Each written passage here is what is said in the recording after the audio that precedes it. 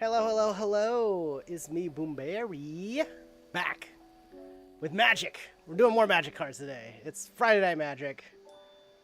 Blah, blah, blah, blah, blah. Magic. Got my toad out. Today, it's, ooh, little lint there. It is Snorlax Day. Which is to say, it's a chill day. We're gonna have a chill time. Let me get some socialies on, and then we begins is.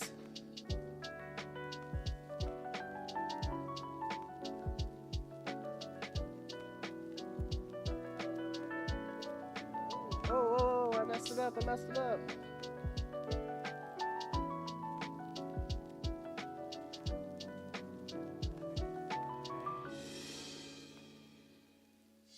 Sorry, I'm getting things going. We're gonna give it a second. Ads, hair but ads. If y'all don't know, Donut is actually my my partner. We're breaking the kayfabe today.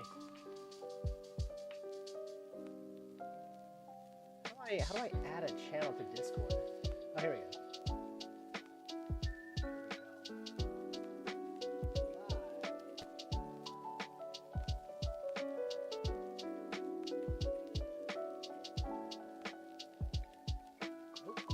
Okay.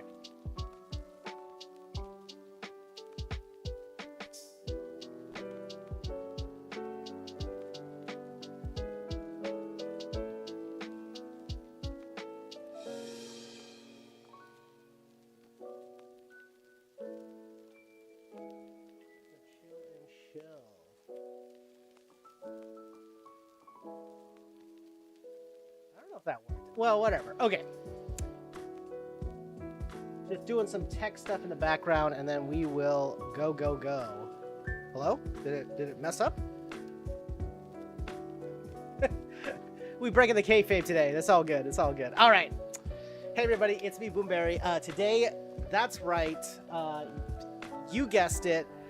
I indeed got the Magic the Gathering Secret Layer pencil. That's what we're unboxing today. Let's go. As you can see, it is a pencil. I don't know why they put this as the thing, but they do. No, what we're actually opening is the Festival in a Box from MagicCon Las Vegas 2025. I did manage to pick up one of these. Originally, we were sort of thinking about if we wanted to go to MagicCon Vegas this year. I should have gone. Low key, the VIP ticket included 3 like Final Fantasy Collector's Edition packs. I should have just gone. Real talk. But I didn't. But instead, I did get the Festival in a Box. I've already sliced this, but I haven't really opened it or anything like that. So this will be my first time opening this. And also, there's a thing in here which I will kind of explain, but I don't really know what's up. Let's go next year and clean up. Yeah. Next year, I think I'm committed to going to MagicCon Vegas. It's very close to where I live. It's like 4 or 5 hour drive, so very excited. Okay, yeah, this is Festival in a Box. So this is something that they do for MagicCon Vegas. It's like a secret layer drop of sorts. But it comes with a bunch of cool stuff. So first thing, we got like a little test card pack, I think. Oh yeah, and a secret layer. So we do get a secret layer. It's Slay the Day. So I'll crack that into it, or open it. I will crack that here. Blah, blah, blah. But most importantly, we also get this thing, the Mystery Booster 2, which I've never opened one of these, and I still don't honestly know what's in them. My understanding is that these boxes are designed for like Chaos Draft. Basically, it's a bunch of cards from different eras of Magic, all thrown into like booster packs.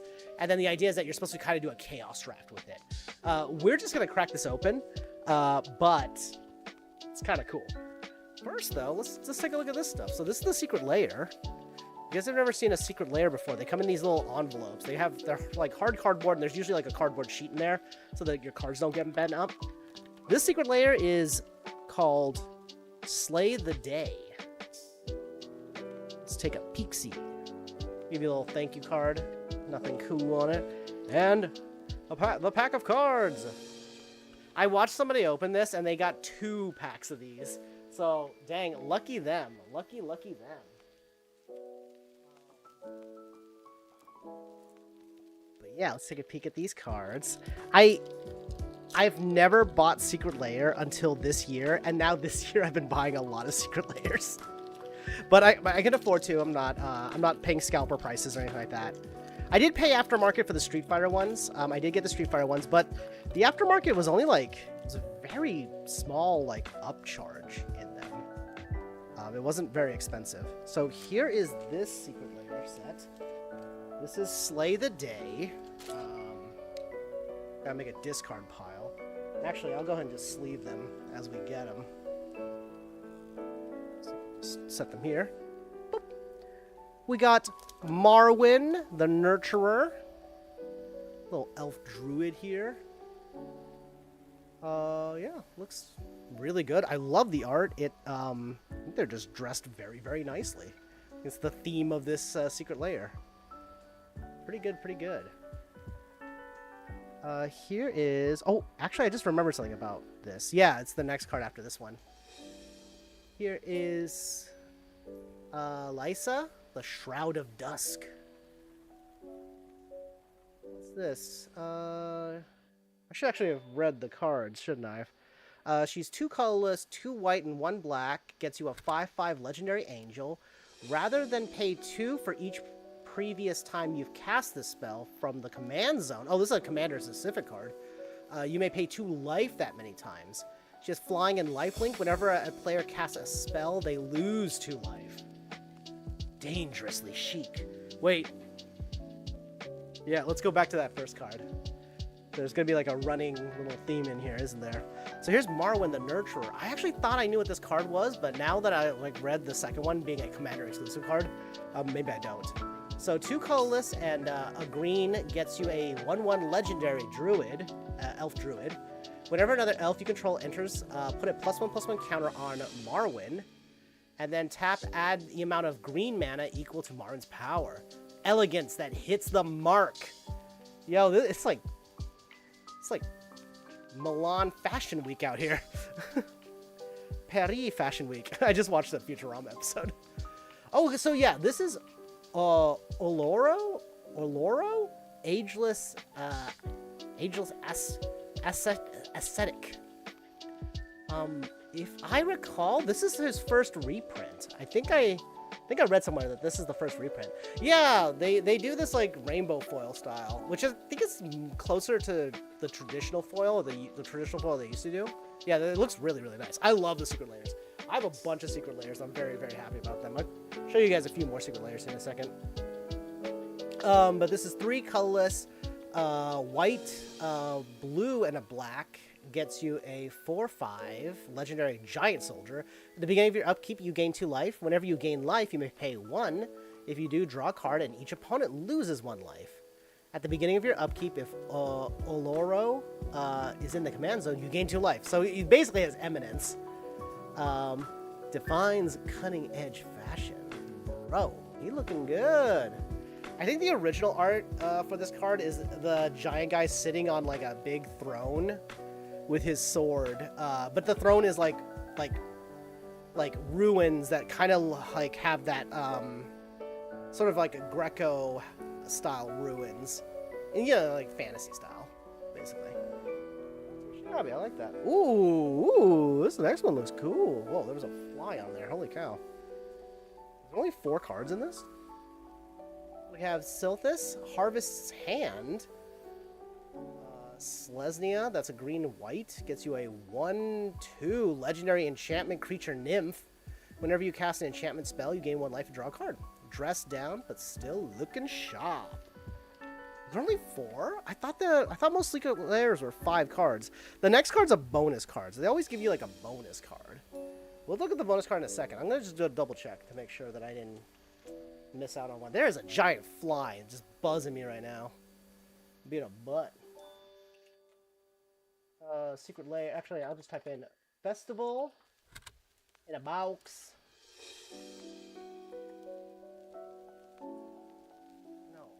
God. I don't know if y'all use Chrome still. I need to get rid of Chrome.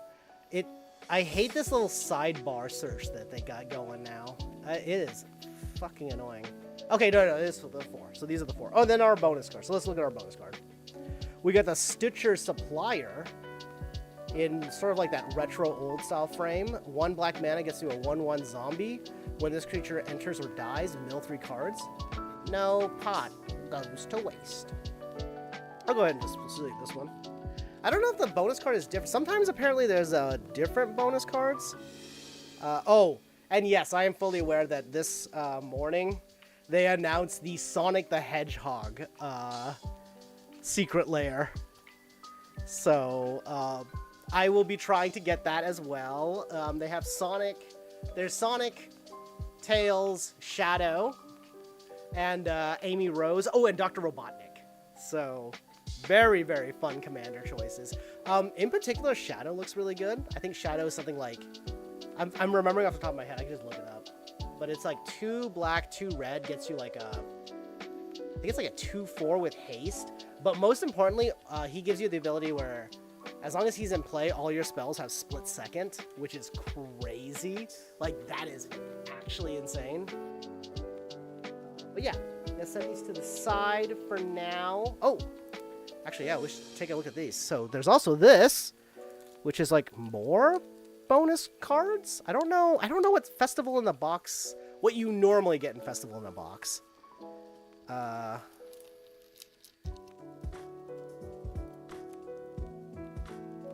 gosh, I'm so scared to open these. So I know with the mystery boosters. The mystery booster. Yeah, I guess they're just called mystery booster 2. The mystery boosters, you get these test cards. I think either each of them comes with a test card or there's like a percentage of the packs that will. We'll find out very, very soon. We're gonna crack into it. So there's All You Can Eat Buffet, which is a test card. These are not legal. Oh yeah, it says it right there. Not legal for constructed play, but they are fun and, you know, there's always kitchen table magic, so. 2 colorless and 2 green gets you an enchantment. You may look at the top card of your library at any time. I love this picture, by the way. You may play lands and cast creature spells from the top of your library. The top card of your the top card of your library is a food token. It's still a card. Wait, so... Oh, that's weird. So... By default, it's a food token, or it transforms the card into a food token, but then also you can play it as either a land or cast it from the top of your library. Oh, wow. That is a weird card. I kind of like that. You also get, oh my god, Sliver Hive? Whoa. In like retro frame with a foil on it. This is pretty fun. This is actually kind of funny. One of my old buddies just got me my old match cards back. At least the bulk of my bulk back. I should be clear. Unfortunately, it was my bulk. I found out that one of my other friends took my decks and stuff and left it at another friend's place, and then the other friend tossed the cards. So, rip all of those. I had tons of... I had a bunch of the fetch lands from the Zendikar and all those, and then a Sword of Feast and Famine, a Sword of War and Peace, and a bunch of other like really cool mythics and other kind of expensive cards.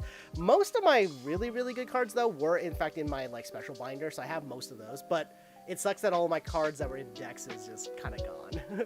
On the other hand, I do have a bunch of my bulk over there, so it's possible those cards are still there. I haven't gotten a chance to really dig through it that much, but it is very exciting. But anyways, part of my buddy dropping off these cards is that, oh, wait. Oh, what the fuck? There's an Ugin? Was that he accidentally put his Sliver deck in there as well. He doesn't play Magic anymore, but he put his Sliver deck in, which actually has a Sliver Overlord, a Sliver Legion, and a Sliver Queen. So it's kind of crazy that out of nowhere, unrelated to any of that, they just included the Sliver Hive. It's part of this. That is wild. And then also this crazy thing. Yeah, this is Ugin the Spirit Dragon. I actually pulled this, I think. But in the retro frame. So that's sick as hell. These boxes are kind of sick. I should do the festival every year. Festival in a box? Like, this is crazy. I'm gonna look up the prior years and see what were in them. I'm pretty confident they mostly come with the big thing is the mystery booster box. I don't know what to do with this card. Like, I guess I'll sleeve it because it's like a special card. Yeah, hang on. I'll show you guys the slivers really quick, just to kind of show them. Set these with the secret layers. Right back.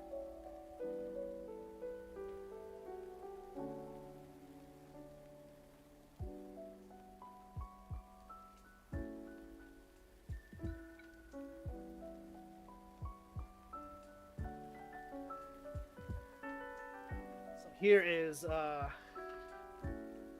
here are the cards that showed up. I'm just hanging on to these for them. If they ever come back to Magic, I'll send them back to him. But he's got a Sliver Legion, Sliver Overlord, which looks like it has either some sun damage, or do they always look this faded? I don't know. And Sliver Queen, which I think is like a $300 card or something like that. It's like really expensive, this card. $120 plus. But yeah, there you go. If you're curious, he bought the Sliver, the premium Sliver deck. Back when I think it was like $35. A little weird story. I actually also bought the deck, like 4 or 5 months later. We went to like this card store. After seeing how well his performed, I was like, oh, I should probably pick up one. And it was like $50 because it had already jumped in price by the time I wanted to get it. I ended up buying it, I'm pretty sure, but I don't remember what I did with it because I didn't want to use it because I didn't want to be like using a commander that one of the other players in my pod at the time were using. But there you go, three of the slivers. Don't worry about that.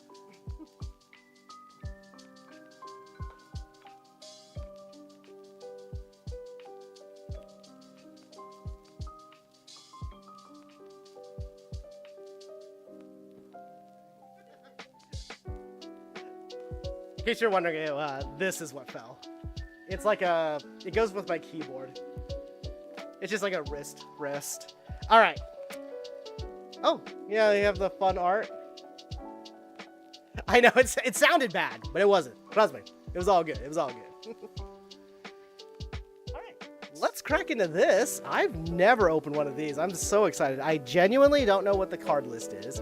The only thing I do know is that there is a card called Urza's Saga, and it's not from Urza's Saga, but there is a card called Urza's Saga, which is a Saga land card or something like that? I don't know. It looks really sick. I would love to be able to get one of those. I hope I hope there is one in here. That would be so sick. I don't know what the pull rates are, and I don't know. I'm gonna be honest with you, I don't even really know what the cards look like because every time I see people opening a mystery pack, it's either retro frame or it's the time spiral frame. I don't know. It just seems to be whatever the pack feels like it should be at the time. So this is kind of exciting. It's actually kind of exciting. I've never opened one of these. I'm so excited to see this. Are these traditional? Yeah, they are 15 card packs. Okay. I don't know if that means 14 cards plus like an ad card. That might be what that means. Let's take a crack. Oh yeah, and just to be very clear, these are these are sort of intended for chaos drafting. Like you play draft with it. You take 3 packs, whatever, you do traditional draft format, but in a set where the cards can be from any set apparently. I don't know if there's actually a card list. If there is, please let me know. I guess I could look it up, but I don't want to ruin the surprise right now. Wow, these packs came out funny. All right, let's see what we get. Vizier of Remedies, which... Oh, that's Amkahet? Is that the Amkahet set? I'm going to probably be looking at a lot of these cards because I didn't play... Okay, it was like Kamigawa had just started coming out, and I actually pulled a Umezawa's Jite, which was really cool, but unfortunately was in one of my decks, so I doubt it's in the pile of bulk next to me. I think Kamigawa was probably the last set when I was just bowing out of Magic, just because I couldn't afford it at the time. So here's Vizier of Remedies, a colorless and white, gets you a 2/1 human cleric. If one or more -1/-1 counters will be put on a creature you control, that many -1/-1 counters -1 are put on it instead. You'll need all the strength. You'll need all your strength for the trials to come. Okay, so this is like an anti infect / poison. I guess it would be infect because poison only hurts the player. Wait, this is uncommon. I wonder if there's a card trick. There might be a card trick, so we'll probably mess up the first pack. Oh, I love this. This is from Lorwyn. So it's either 6 colorless mana or 3 white mana, or any combination of these particular symbols for that you can do. But it gets you Spectral Procession. 3/1/1 white spirit. It's a sorcery. Put 3/1/1 white spirit creature tokens with flying into play. So actually, for 3 white mana, getting a 3/3s, that'd be so sick. That's actually kind of cool. Whoa! Wait. Oh, they all have the list emblems. I think that means the list, the Planeswalker symbol on the bottom left, which I guess makes sense because the entire set is this. This is from Stronghold, I think. Cloud Spirit. 3. Hang on a second. Is my camera a little bit blurry? 1 second. I can't tell if it's doing that or if there's like a fisheye lens effect happening. Hard to tell. It could also just be the auto zoom, right? Alright, anyways, here's the Cloud Spirit. 3 mana for a 3/1 spirit. Flying. Spirit can only block creatures with flying. I don't know how I feel about that. Oh, this is, it's a Phyrexian set. I don't remember which one it is, though. 2 colorless, 1 blue, gets you a 1/4 cleric with flash. When Deceiver Exart enters the battlefield, choose one, untap target permanent you control, or tap target permanent an opponent controls. Oh, and then, yeah, now we're into... So those were...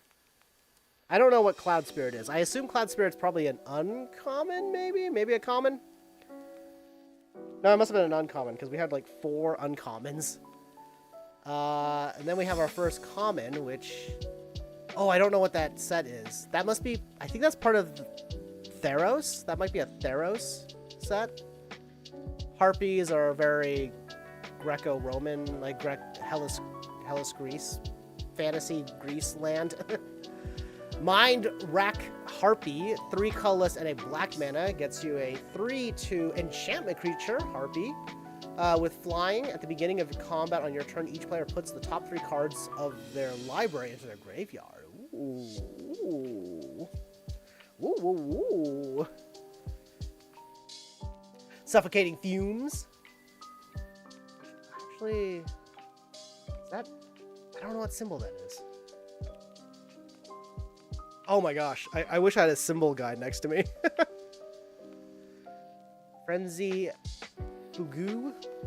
Oh wait, we didn't even look at this card. So for 3 mana, creatures your opponent control gets -1/-1 until the end of turn, and it has cycling 2. So, okay. Instant speed, so yeah. Very interesting. Frenzied Fugul? Frugal? Oh wait! I don't think they care about the rarity in this, because that looks like uncommon as well. I genuinely don't know what set that is. I'm trying to guess based on the art. Probably a Theros set. Probably someplace in Theros. 3 colorless, 1 red is a red enchantment aura, enchant permanent. Enters the battlefield, or at the beginning of your upkeep, gain control of enchanted permanent until the end of turn. Untap that creature, it gains haste. It's like a permanent act of treason. Whoa. What's this? Ramunap Ruin. Oh, that. Yeah, I think that's part of the. Amaket. Oh, I think that's how I think that's how you pronounce it. Set the Egyptian one, the Egyptian fantasy set. So this is a desert. Tap for colorless mana. Tap, pay 1 life, get a red mana. 2 colorless, 2 red. Tap, sacrifice, deals 2 damage to each opponent. So I don't know what. I guess I'll put that in the land pile. Create a little land pile over here. Woodland Changeling. Oh, that's Lorwyn. Yeah, I think that's Lorwyn or Shadowmoor. What was the other one? I think this is one of these Shadowmoor, Lorwyn. I don't remember. I'm so sorry. I didn't play during this era. Apparently, I really missed out because Lorwyn, Shadowmoor, and like Eldraine were really good sets. Apparently, I don't know. 2 mana for a 2/2 Changeling though. That's actually pretty good. Actually decent.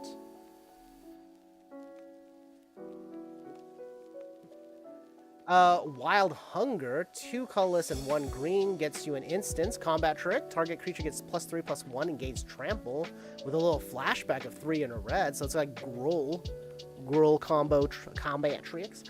Izzet, my favorite color. It's Rutha, the Mercurial Artist. And she's an orc! Let's go! We gotta get an orc bell. We gotta get a bell for orcs. Alright, 1 colorless, 1 blue, 1 red gets you a 1/4 legendary orc shaman. 2 mana, return Rutha to the owner's hand. Copy target instance or sorcery spell you control. You may choose new targets for the copy. Yo, that's kind of sick. That might go in my Izzet deck. That's cool.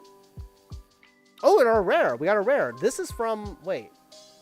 Isn't that Tarkir? Yeah. Elsha of the Infinite. That's 2 colorless with Jeskai. She's a 3/3, or they're a 3/3 legendary Jin monk with prowess. You may look at the top card of your library at any time. You may cast non-creature spells from the top of your library. If you cast a spell this way, you may cast it as though it has flash. Wow. I mean, I feel like that's a fun card. That just might be a fun commander.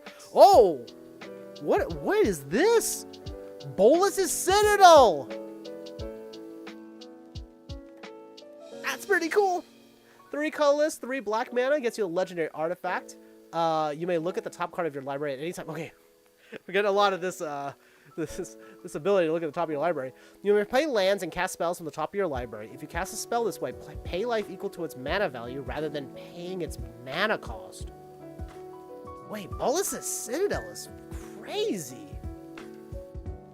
Tap, sacrifice 10 non-land permanents. Each opponent loses 10 life. Yo, this card's sick. I just remember, too, I think the Kefka's Tower is a Bolas's Citadel card from the Final Fantasy Through the Ages. So we'll go ahead and sleeve this guy. That's a cool treatment. Whoa, and we got another one, a Mythic? Hang on. We'll get to you soon, Oath of Druids. For now, I don't know what this question mark must be the mystery booster style. I feel like this is kind of a sick first pull, no? That's pretty good. That's pretty good. Totodile loves it. I was like, yeah. Scoot you to the side. Actually, we can do this. There you go. I feel like I should have probably also sleeved the other one. But let's take a look at our current cards. Oh, so this is, I think this is, it's either Future Sight or Time Spiral is kind of like this sort of treatment for the cards, like the frame. But this is Oath of Druids. This is a mythic, apparently. Enchantment. Oh, I was like, where's the mana cost? 1 green, 1 colorless. Yeah, it's right there. It's kind of weird. I remember when Future Sight came out, and like they had some cards that were like this, and it was very, very hard to read initially. At the beginning of each player's upkeep, that player chooses target player who controls more creatures than they do, and is their opponent. The first player may reveal cards from the top of their library until they reveal a creature card. If the first player does, that player puts the card onto the battlefield, and all other cards revealed this way into their graveyard. Wait, beginning? So every turn, you choose somebody to give... I mean, that's very interesting. Oh, and we have a weird test card. Let's go ahead and sleeve Oath of Druids. I don't know if that's worth anything, but it seems kind of good. Very fun card. And we have our test card here. So this is Alberix, the Trade Planet. 2 colorless, 2 blue. Wait, is this like a secret preview of Edge of Eternities? Planet, when this impermanent enters, exile the top 5 cards of your library as its resources. Trade routes. At the beginning of your pre-combat main phase, choose 1. Discard a card. If you do, put 2 of Alberix's resources into its owner's hand. Exile the top card of your library as a resource. It seems kind of sick, actually. Yeah, I love the kind of like the... I like the flavor, the lore. The flavor of this tech card is really cool. I'll put the test cards over here. You can't see it, but they're right there. Okay, so first pack was kind of crazy, right? Like, Bolas's Citadel, Oath of Druids, and Elsha of the Infinite. Too bad. I say all the time, this is not my normal content, but here we are.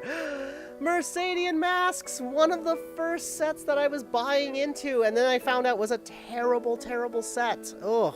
Actually, low-key, what was it? I opened, way back in the day when it was, like, really easy to still get Magic cards, and Magic cards were just there, available. I went to a place called Captain Comics in Boise. Yeah, I think it was Captain Comics in Boise. They went by a different name. There was actually a location in Idaho Falls as well. It used to be called Captain Comics, but they had Homeland boosters for like $2 or $1 or something like that. So I bought one, and my quote unquote rare from that was Joven, this red, like, he looked like a wrestler. He had like eye paint on. He was just a guy. He was just a guy just standing there. And I remember, like, Homeland was such an overcosted, like, the legends in that set were not good. The cards were not super good. I also remember, I also bought a, was it Fallen Empires? Or maybe it was Legends or Homeland, or one of those sets again. I bought a Mirage pack. I don't remember what I got from that one as my rare, but I bought something, and I got an Elder Dragon, Arcades. I think his name was like Arcades Sabbath or something like that. He's very, very highly overcosted. It was like 6 mana in like 3 colors way back then, and then he had like upkeep, like the 3 colored mana. It was terrible. But it was hilarious. And I think those cards are kind of like the reason why Commander exists in the format that it does. Anyways, let's go to this. Trap Runner, 2 colorless, 2 white, gets you a 2/3 soldier with tap. Target attacking unblocked creature becomes blocked. That's okay. It's so weird because Mercadian Masks had tribalism in white for both soldiers and rebels. Rebels were white, and then mercenaries were black primarily, and they were kind of like the opposite of each other. Rebels had this ability where you could pay mana, and then it's whatever, like, the mana, you would pay 1 more mana than the mana value of the rebel, and then you could fetch a rebel that costs that much mana or more. Mercenaries were the opposite, where they would like be 1 mana less of their cost, and you could fetch a mercenary that was weaker than them. That was kind of the gimmick there. Archon of Absolution, 3 mana and 1 white, gets you a 3/2 creature with flying, protection from white.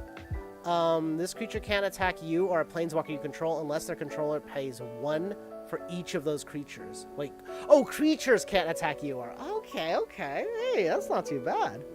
Wait, Mirage! Oh my god. I did not pull this in Mirage, but I've only ever bought one Mirage pack.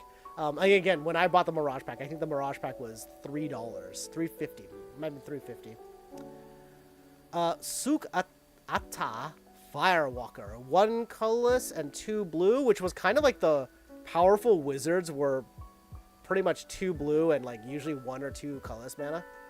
0/1 wizard. This guy cannot be the target of red spells or effects. And tap deals 1 damage to target creature or player.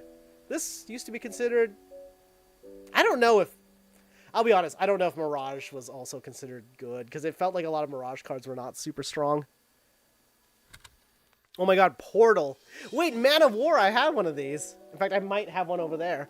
So the Portal set was one of the beginner sets. So they were designed to be very easy to like get into. The most famous Portal sets were Three Kingdoms. So there used to be like three. If you're not aware, it's like oh gosh, I can't remember what era in China. I think it's called the era of the Three Kingdoms era in China. It's, if you've ever played the Dynasty Warrior games, that's what that era is based off of. But those are the most famous of the Portal cards. I believe this is just from like one of the earlier Portal sets. They used to have, they bolded the game text for you like this. So, Man of War, 2 colorless, 1 blue is a 2/2 creature. Doesn't even specify the type. They didn't do that back in the day. Man of War comes into play from your hand. Return 1 creature to its owner's hand. If you're the only one with creatures, return 1 of them to your hand. So there you go. Also, as you might notice, they have the sword and shield symbol next to the power and toughness. So that was to try to help new players understand what the words meant. Hey, it's Priest of Gix. Wait, that symbol. What is that symbol? I don't remember what that symbol is. Is that Mirrodin? Scars of Mirrodin, maybe? Priest of Gix, which I think Priest of Gix was an Urza's block card too.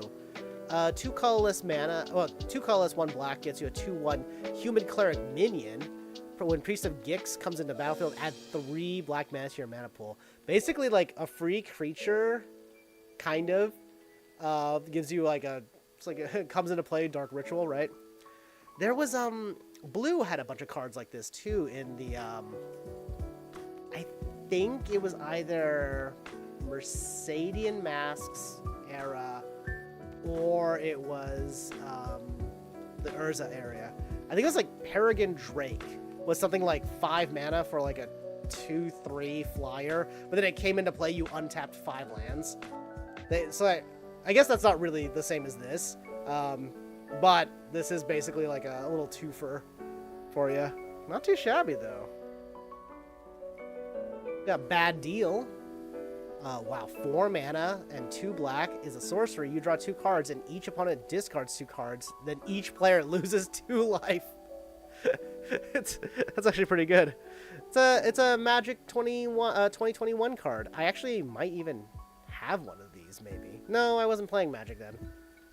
Wait, was it Magic? Oh, I'm thinking Magic 12. I had like Magic 11 and 12s. I also have a bunch of 6 and... I have a bunch of 4th, 6th, and 7th edition cards. 7th edition has like a actual 7 as its like entire logo. Most of the core sets were like, they were like this, but I believe I think it was like 8th edition was the last one. They used to just be Roman numerals. Used to be the set symbol for those. Grab the Reins.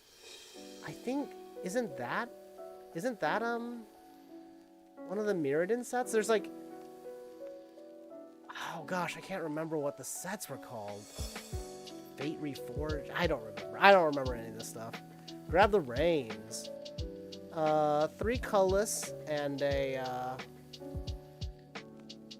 red gets you an instance. Choose one until the end of turn. You gain control of target creature and it gains haste. Sacrifice a creature.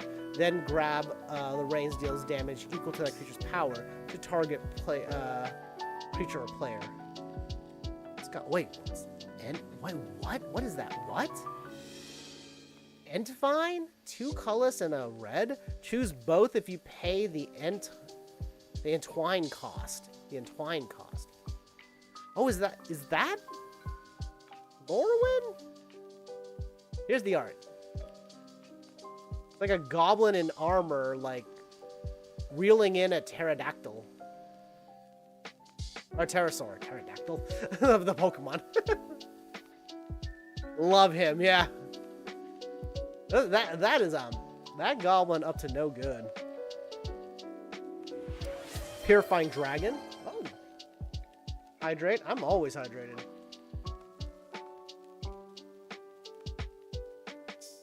I keep that as a double. Gotta be careful though. Drinking too much water. Oh, it said it failed. No worries. Oh, this is, oh, I don't remember what that symbol is, but it's, Innistrad, not, it's the werewolf sets. So it's a Purifying Dragon. I actually think I know this. If the creature is a, oh. Dragons, they shoot fire onto the zombos. Whenever a Purifying Dragon attacks, it deals 1 damage to target creature a defending player controls. If that creature is a zombie, Purifying Dragon deals 2 damage instead. This is actually low-key drafting. This would be so sick. The problem is that like I would want to keep all the cards because already, like I said, like our first rare was, well, our first rare was Elisha, of the Infinite, but then we got a Bolus's Citadel, so that's pretty sick.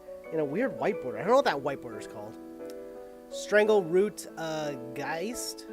I don't know what that set symbol is. I genuinely have no clue what that set symbol is. Oh, it's kind of fun.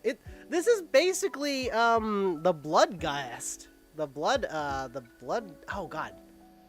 You guys know what I'm talking about. It's like a 2/2 black. It's a black creature. It's a vampire. It's a 2 black mana for a 2/1 like vampire spirit or something like that, and it has haste. This is basically the same thing. Actually kind of cool. Haste on a green card natively at that low cost too. That's kind of cool. I don't even know how to say that. Cartouche of Strength. Oh, so when you have it, oh, okay. When Cartouche of, if that's how you say it, Cartouche of Strength enters the battlefield, you may have enchanted creature fight target creature an opponent controls. Also gives +1/+1 and trample. Not too bad, not too bad. I like that. Mayhem Devil. Put up a little meanie guy.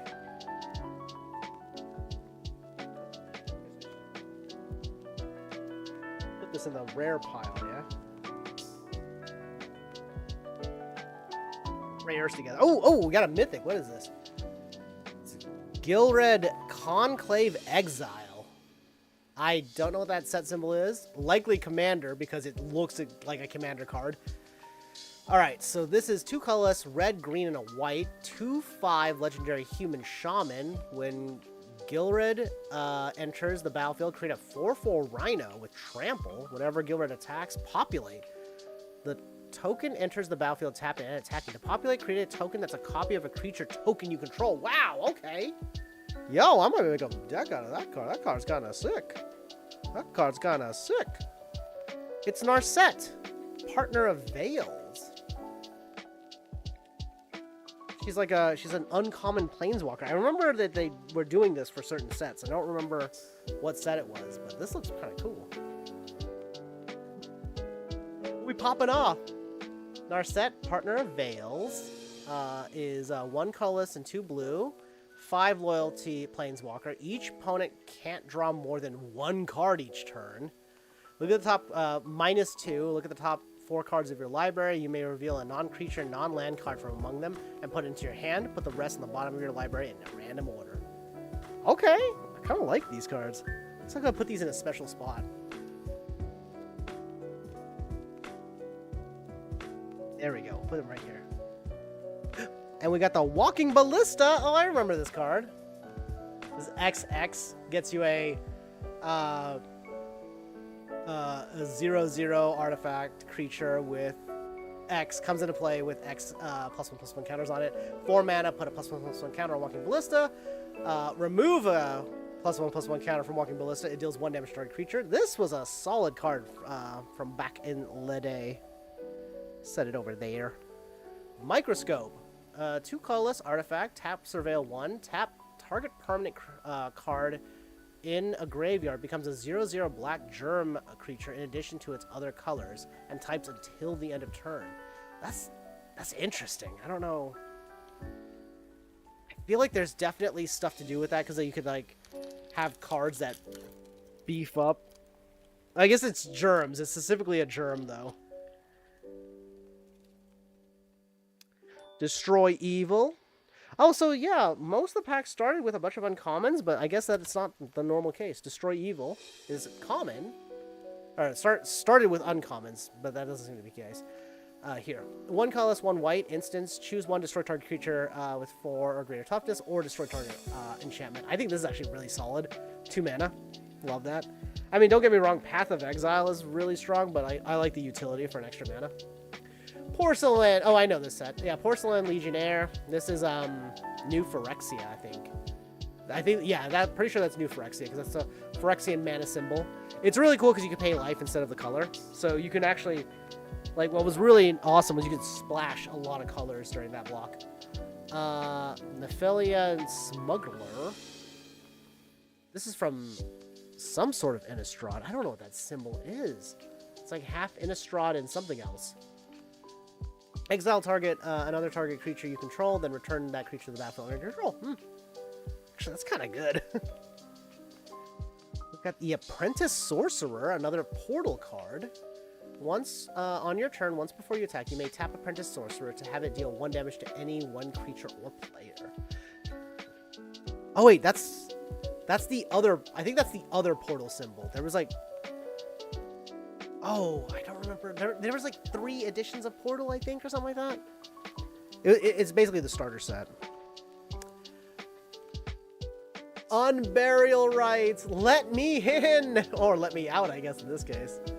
4 colorless, 1 black is a sorcery. Return target creature card from your graveyard to the battlefield. And then flashback white. Oh, I like that. Kind of like that. I like the utility. Hey, it's our boy Pawn of Ulamog. I'm very familiar with I think this is Rise of Eldrazi. I was playing a lot. I was playing Standard during the Zendikar block, so that's what I was up to. I did play Red Deck Wins during that era, which was not very strong against like blue-white control. Jace the Mind Sculptor was dominating the format, and oof.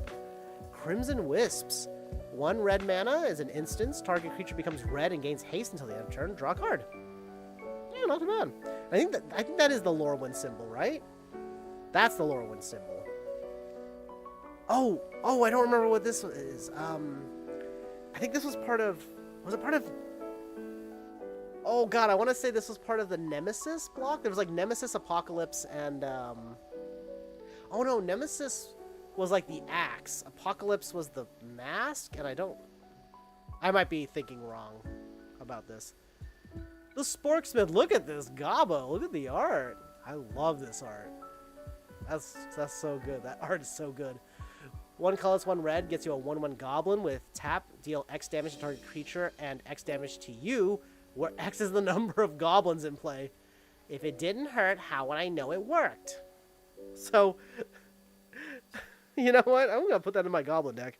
My goblin deck will become a chaos deck. Curse of Predation. 2 colorless and 1 green. Enchant player. Whenever a creature attacks enchanted player, put a +1/+1 counter on it. Oh! It's an aura and a curse, too. Is this Eldraine? Is this Eldraine? I think Eldraine was very much the fantasy book style set. That's actually kind of cool. I'm going to go in my anti-group hug deck. Group Misery. Tower Above. Oh, I love that. Modular mana. Until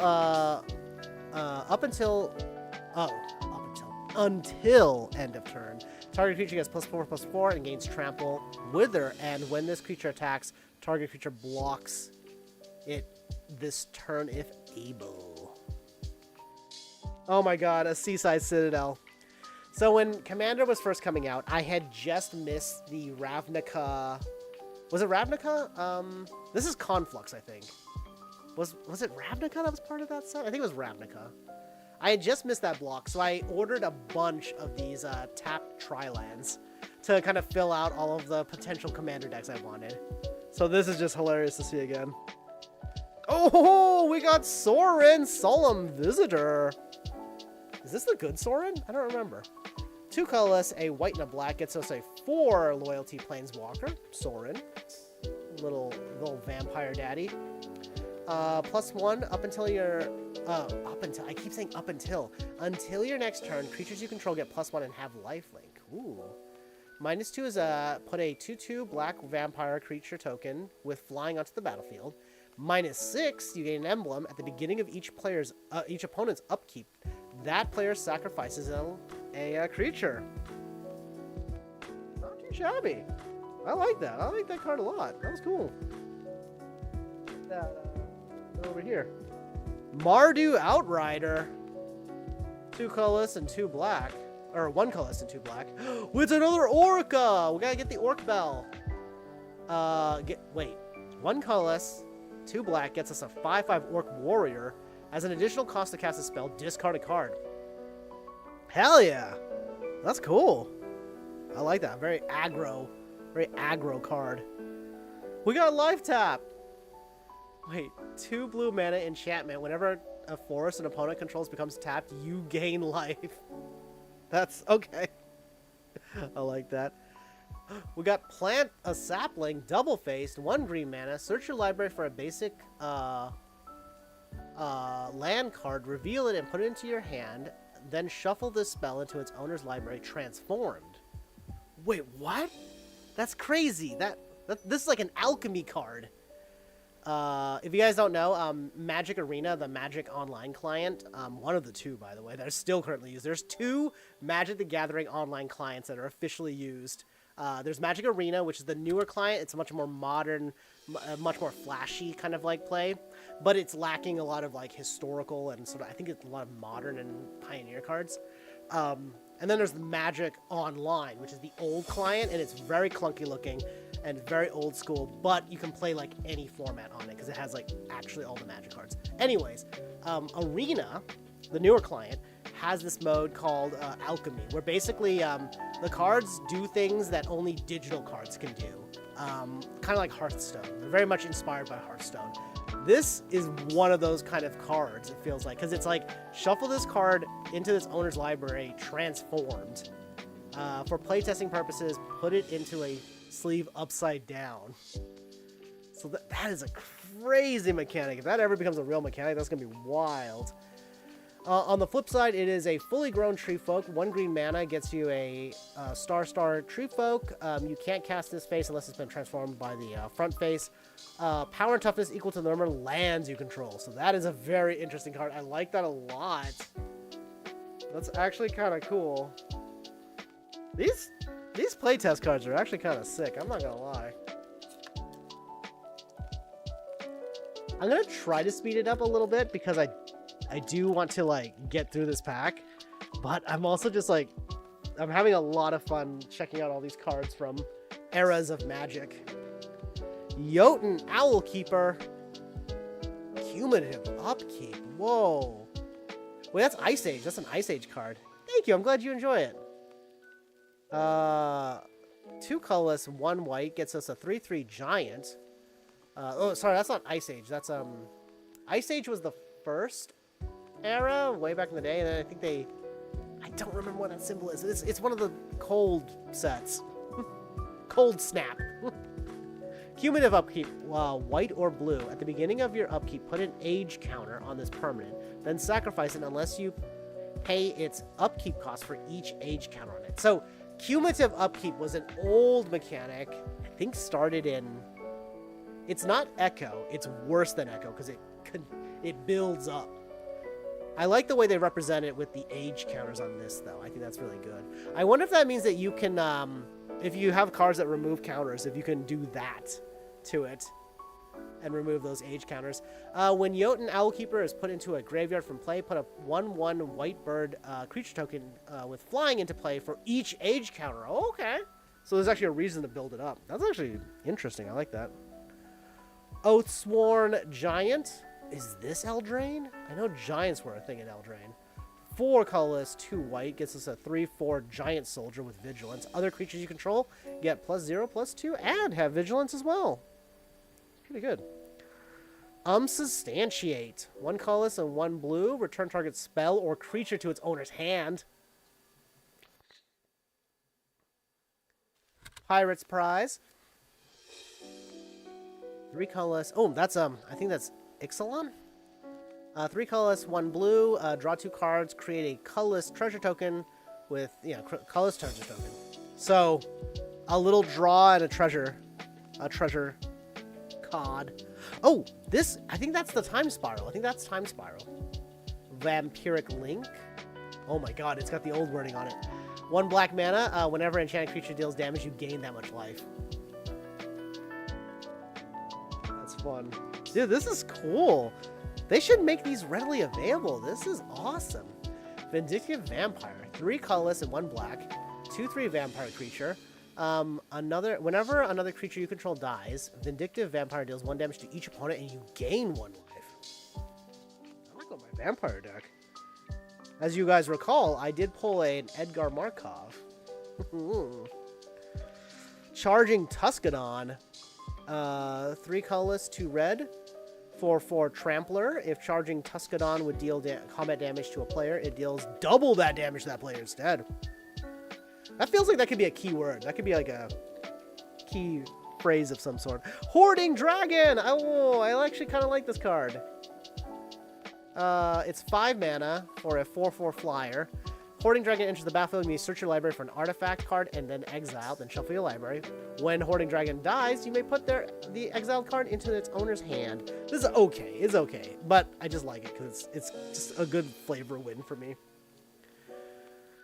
Penumbra Worm. Oh, wait, I kind of remember this card. Yeah, when this creature dies, create a black 6/6 worm token. Yeah, it's basically just it's one of those worms. You chop it up and it keeps coming back.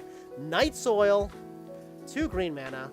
Enchantment. 1 mana. Exile 2 creature cards from a single... Oh! Exile 2 creature cards from a single graveyard. So, anybody. Put a 1/1 Saproling token into the battlefield. Actually, that's kind of sick, too. Dang. What are we, like 3-4 packs in? Nomad Outpost. We talked about this, these cards. Wait, actually, I think these are different colors. Because that's Mardu colors, right? But it's like Nomad Outpost, so... It's Thunder Junction in here. Conspicuous. Oh. Is there a hit you're looking for? I really want a card called Urza's Saga, which is a land card.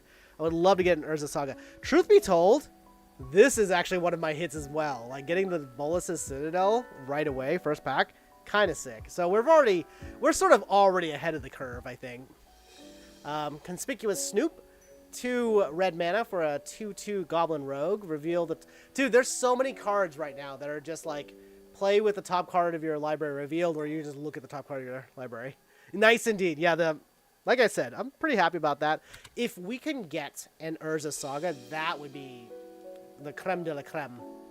Or there's a bunch of cards that I'm hoping are in here. I don't know what's in these sets. This set is specifically designed as a sort of a chaos draft set, like a party set.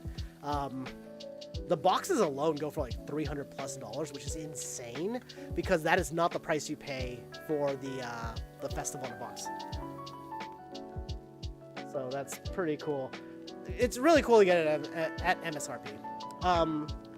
You may cast goblin spells from the top of your library. As long as the top card of your library is a goblin, Conspicuous Snoop has all activated abilities of that card. Okay. Kind of a sick card. Street Ray. That art actually kind of goes a bit hard. So 5 mana for a 3/4 Swamp Walker. Ugh, but with cycling, I guess? That's kind of the gimmick. Oh, wait! No shot! Okay, hang on. Okay, this is a Mend Knight, which was in the like Mirrodin block or whatever. 0 for a 1/1 artifact creature. Hang on. The Friday night promos from when I was playing Magic the Gathering a bunch. By the way, check it out. I've got some base set, not first edition, but base set Venusaur. Base set 2 Venusaur. From Neo. I think it's... Was it... Oh gosh, was it Neo Discovery was the first set? Anyways, these are a bunch of the cards that I kind of just found in the thing. Oh shoot, where is it? I pulled a few random cards that I was like, oh, I should have put these in decks and stuff like that. From the piles.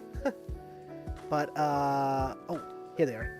Look, so these were the promos that you got, like the Friday night promo cards you would get, were these guys. I got a couple of them. I was so happy to get these, because it was so striking to get like a full art card back in the day, even though there's a border. So it's like full art bordered card. That used to be like a promo that they had.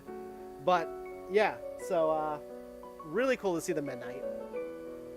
I think this is a really cool card. This is a full art card, too. It's cool. I'm gonna put this in the cool card pile. Phyrexian Seedling. I love Phyrexians. 2 colorless and a green gets you a 0/0 Phyrexian plant. Enters the battlefield with a +1/+1 counter on it. Proliferate Link. Damage dealt by this creature also causes you to proliferate that many times. You proliferate before checking for lethal damage on creatures. Proliferate Link? My cat just showed up. She's so cute. I wish you guys could see her. She's absolutely adorable. It's Soba. My baby Soba. Proliferate Link would be something kind of sick. I really hope they reveal Eldrazi for Edge of Eternities. There's a lot of rumors going around right now. And I think Eldrazi would be so sick. Hey! I had one of these. An Aven Mind Sensor. 3 mana for a 2/1 Flash Flyer. If an opponent would search their a library, that player searches the top 4 cards of their library instead. I remember this card. I was gonna make a commander deck with it back in the day. I never... Is that Time Spiral? Yeah. I never actually made very many white-colored decks. I did have a Bant deck, but it was Exalted. It was an Exalted deck. Not very good. Settle Beyond Reality. That is so cool, that art. That art looks so cool. Turtle Shell Changeling. Changelings, man. Changelings. Yeah, is that Shadowmoor, Lorwyn, that block, I think? They had a lot of changelings during that time. Hey, that's a Tempest card? Shadow Rift. 1 blue mana. Target creature gets Shadow until the end of turn. In case you guys are wondering, Shadow... Oh, it tells you right there. This creature can block or be blocked by only creatures with Shadow. It was a different kind of evasion that they had. Wait. Oh, yeah. What were the werewolf sets called? I don't remember what they were called. I had one for my wedding. Deadly Dispute. Oh, wait, yeah. I literally have this card over there. I have a pile of these cards. Oh, my God! Feral Shadow! I used to have one of these. The portal card. Wait, I should have checked. Is it actually oh, it just says summon creature. So I was like, what is it? Is it Shadow? Is it a cat? We got Jaya! I didn't realize that she was an uncommon planeswalker as well. She's a character that shows up a lot in different ages too. Like, you first see her as an old lady, then like they go back in time and she's super hot and wearing like a leather outfit kind of thing. I think she's the reason that Chandra wears goggles. You see the little goggles on her head? I think she's like the reason that Chandra does that. I don't know what the lore is. 5 mana, 4 mana, 4 colorless and 1 red gets you a 5 loyalty planeswalker. If another red source you could control would deal damage to a permanent or player, it deals that much damage +1. That's cool. -2 deals 2 damage to any target. So she's got that ping power. Goblin Wizardry. There's definitely a goblins theme. So they definitely have certain themes that kind of run through these cards. So I'm kind of looking through it. Goblin Wizardry. 3 colorless, 1 red. Create 2 1/1 Goblin Wizard tokens with prowess.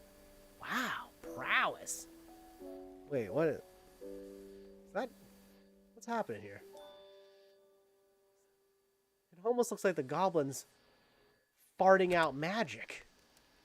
Kind of doing the Deadpool pose. Hunter's Edge. age. It is. I mean, here, we're gonna have to investigate this. Artist is Izzy.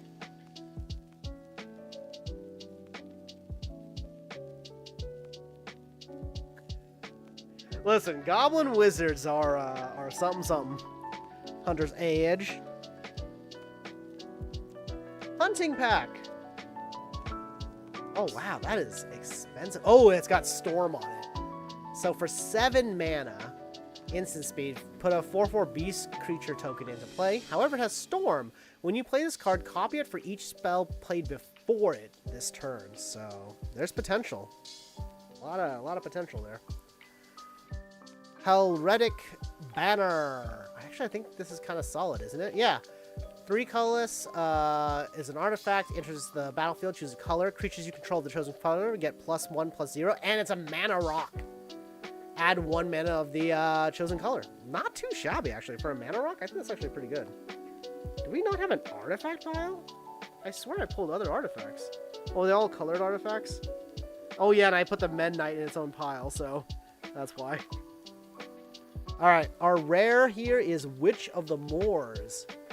3 colorless, 2 black is a 4/4 human warlock with Death Touch. At the beginning of your end step, if you gained life this turn, each opponent sacrifices a creature, and you return up to 1 target creature card from your graveyard to your hand. Shit, that's great. That sounds really fun, actually. Basilisk Gate. I think I used to have this card, no? Oh no, this is from D&D, because that's the Gates of Waterdeep. One of the gates is called the Basilisk Gate. The eastern passage into the city is filled with reminders that the patriars are literally looking down upon you. Eh. Target creature gets +X/+X until the end of turn, where X is the number of gates you control. Yeah, okay. Crashing Footfalls. This is a rare. Suspend. Wow. Okay, this is like the Rhino pack. We just got a lot of Rhino cards in here. The Knight of the Flying Merfolk. That art goes hard. Let's be real. How's it anything else? Listen. Goblins, man. Alright, this art goes crazy hard. 2 colorless, 1 blue gets us an Enchantment Saga Hold-Up Bedtime Story. Don't put a lore counter on this saga as it enters. Put a lore counter on it at the beginning of your end step rather than your main phase. Sacrifice after 3. So at 1 lore, it's 2. You create 2 1/1 blue Merfolk tokens. At 2 lore, put a flying counter on each tapped creature you control. And at 3, draw a card for each creature you control that dealt damage this to a player this turn. Gotta tell the professor about this card. Actually, he's probably aware. Gotta get my Totodile in view. Totodiles, how are so lucky. Dude, this chaos format is crazy. Oh my god, this is really cool. I would love to, play this. Hey, a sliver! Whoa, weird sliver. Constricting sliver, but a sliver that looks way more humanoid than other slivers. Slivers you control have, when this creature enters the battlefield, you may exile... You may exile target creature an opponent controls until this creature leaves the battlefield. If you don't know, slivers, for the most part, will buff all slivers on the board. So it becomes... They stack in power very quickly. Surge of Salvation. You and permanents you control gain hexproof until the end of turn. Prevent all damage that black or red sources would deal to creatures you control. That's for 1 mana. It's like a targeted fog. Expel from Orazka.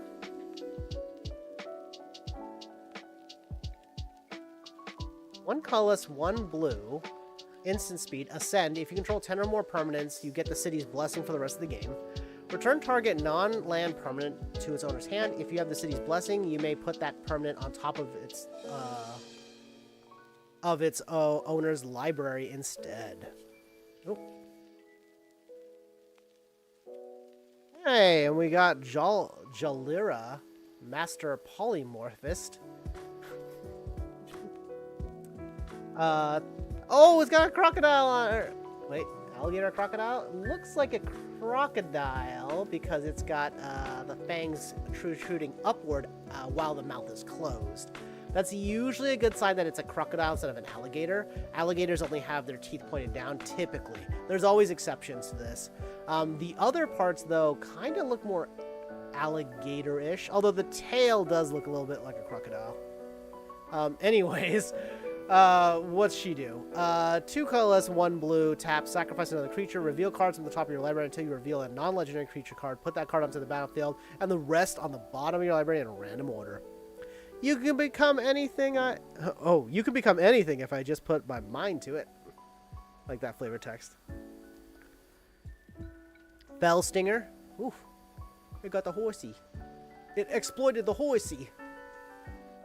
When this creature enters the battlefield, you may sacrifice a creature. That's the exploit. When Fellstinger exploits a creature, target player draws 2 cards and loses 2 life. Oh, here. This is a classic. Basically, it's a black mana for a 2/2 that comes into play tapped.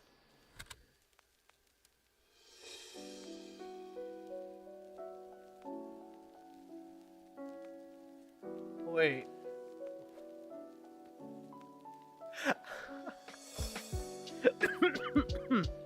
Okay, this card's kind of weird.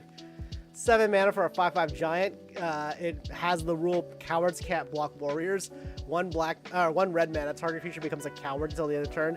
2 colorless and 1 red, target creature becomes a warrior until the end of turn. That's okay. Very interesting card. Goblin Crate Maker. Oh, I love this guy. Look at him. A Crater Maker, not Crate Maker, Crater Maker. 1 colorless and 1 red gets you a 2/2 goblin. 1 mana, sacrifice, choose 1, deals 2 damage to target creature, or destroy target target colorless non-land permanent. Wait, you could kill an Eldrazi with this. Kill one of the Eldrazi Titans with this guy. It's actually very interesting. Titanoth Rex. Ooh, that art looks good. Oh, that art's crazy. I like that art. 9 mana for an 11/11 with trample, cycling 2. When you cycle Titanoth X, put a trample counter on target creature you control. Oh, okay. Hey, I got a bunch of these guys. The Jiraga Tree Speakers. They used to have this mechanic in, I think it's Rise of the Eldrazi. It was like level up. It was bizarre because it was very expensive. Basically, for that much mana, for 1 colorless, 1 green, you would put a level counter on it. And then depending on the level, you gain extra abilities. 1 through 4 gains the ability tap, add 2 green mana to your mana pool. At level 5+, elves you control gain tap, add 2 green mana to your mana pool. Firemind Vessel. I remember this is actually kind of decent. Yeah, 4 colorless, enters battlefield, tap, it's our effect. Tap add 2 different colors of mana to them. Sorry, add 2 mana of different colors. My dyslexia kind of like flips and weirds, bounces it all around. Yeah, that is Niv Mizzet, who is the Izzik brain. The Izzik brain. Shu Yun, the Silent Tempest. Wait, isn't this like the trader guy? No, wait, maybe that's a different person. This must be Khans of Tarkir or one of those sets. 2 colorless and a blue, 3/2 human monk, legendary, with prowess. Whenever you cast a non-creature spell, you may pay red or a white and a red or a white. If you do, target creature gains double strike until the end of turn. Ooh. And a snow-covered island. I was reading there was a story at a pre-release that apparently somebody was playing with a snow-covered land and got like DQ'd because of that. Which functionally in the Final Fantasy pre-release, snow-covered lands are not different at all. There's no advantage of using snow-covered lands. That said though, like I guess the ruling was whatever. I don't know. I think it was silly. Oh, Nomad's Encore. The cord! I used to have this card. It's very basic. Yeah, you basically just redirect the damage onto the core instead. Wait. Oh, the Colossal Dreadmaw. Different from Colossal Dreadmaw. 2 colors, 2 green, gets you a 6/6 with trample. Legendary creature. That art's great. You may cast creature cards from your hand as though they were the card Colossal Dreadmaw. They become Colossal Dreadmaws. You know what? Is there a format where the test cards are legal? Why isn't there a format where, like a sanctioned format where the test cards are legal? Like a true Chaos Draft. Is that the rules of Chaos Draft? That'd be so sick. Alright, I'm gonna have to try to go a little bit faster because, with all the cards, I don't know what the cards do. It's like, oh boy. We're gonna be looking at these cards for a while. This is gonna be crazy. Another Tempest card, Sultari Trooper. 1 colorless, 1 white is a 1/1 soldier with shadow. When it attacks, it gets +1/+1. That's kind of crazy. Not crazy. That's okay. This must be Shadowmoor, right? Cerulean Wisps. 1 blue mana. Target creature becomes blue until the end of turn. Untap that creature. Draw a card. Ooh, I think that's new for Ixia. Oh, I think there's a cycle of creatures that basically, like, they all cost like 4 mana for each color, and then they would be in a 1/1 creature, and then like they would come into play. You would get a 3/3 colorless golem, and then they would give golem creatures you control a special effect. This one's flying. Oh, that symbol. It's I want to keep saying it's Ristic Studies or something like that, but I don't remember what that symbol is, but I did get cards during that era. Steel Strength. In fact, I think I even have that card over there. Grim Bounty. How is it anything? I don't know what you said that to because I read the message late, but I got a good chuckle out of it anyway. Oh wait, that was the Goblin comment, wasn't it? Yeah. Aesthetic Soil. Oh, this is an Urza Saga card. 2 colors, 1 red. Acidic Soil deals 1 damage to each player for each land they control. Zada. Hadron Grinder. I'm pretty sure this was from Worldwake Eldrazi Zendikar. Wait, Worldwake? Was it Worldwake? Yeah, because it was Zendikar, Worldwake, Rise of the Eldrazi, or Rise of the Eldrazi Worldwake. I don't remember what the order was. This is a legendary, yeah. 4 mana gets you a 3/3 legendary goblin ally. Whenever you cast a instance or sorcery spell that targets only Zada, copy that spell for each other creature you control that the spell could target. Each copy targets a different one of those creatures. So, kind of a beast, actually. You know, low-key, maybe I should put these guys in a special pile, the 25th anniversary ones. I don't know if that's a special symbol. I'll put it right here. I don't know what that symbol is. Is that Brothers War, maybe? Bushwhack. Oh, wait. Yeah. I played with this card all the time in Standard. In Arena. Twin Silk Spider. 3 mana, 1/2 spider with reach. When Twin Silk Spider enters the battlefield, create a 1/2 green spider with reach. Just double your mana, or double your creatures. Viridian Longbow. What symbol is that? Is that Dungeons and Dragons, maybe? We got the Timeless Dragon. I don't know if that's any good. 3 colorless, 2 white gets us a 5/5 Dragon Flyer. Plane Cycling 2. Eternalize. 2 colorless and 2 white mana. Exile this card from your graveyard. Create a token that's a copy of it, except it's a 4/4 black zombie dragon with no mana cost. Eternalize only as a sorcery. Very interesting, very interesting. Sphinx of the Steel Wind. I actually have one of these. It's in my binder right now. It's basically just big mana for a lot of keywords. It's got a lot of keywords there. I can't believe it's mythic. That's wild.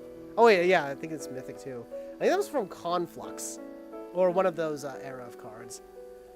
Hoodwink. Return target artifact, enchantment, or land to its owner's hand. I like that. Oh, one more card. The test card. Champion of the Harish. One colorless. Buddy list. As this creature enters, if any of its creature types isn't on your buddy list, write one of them on your buddy list.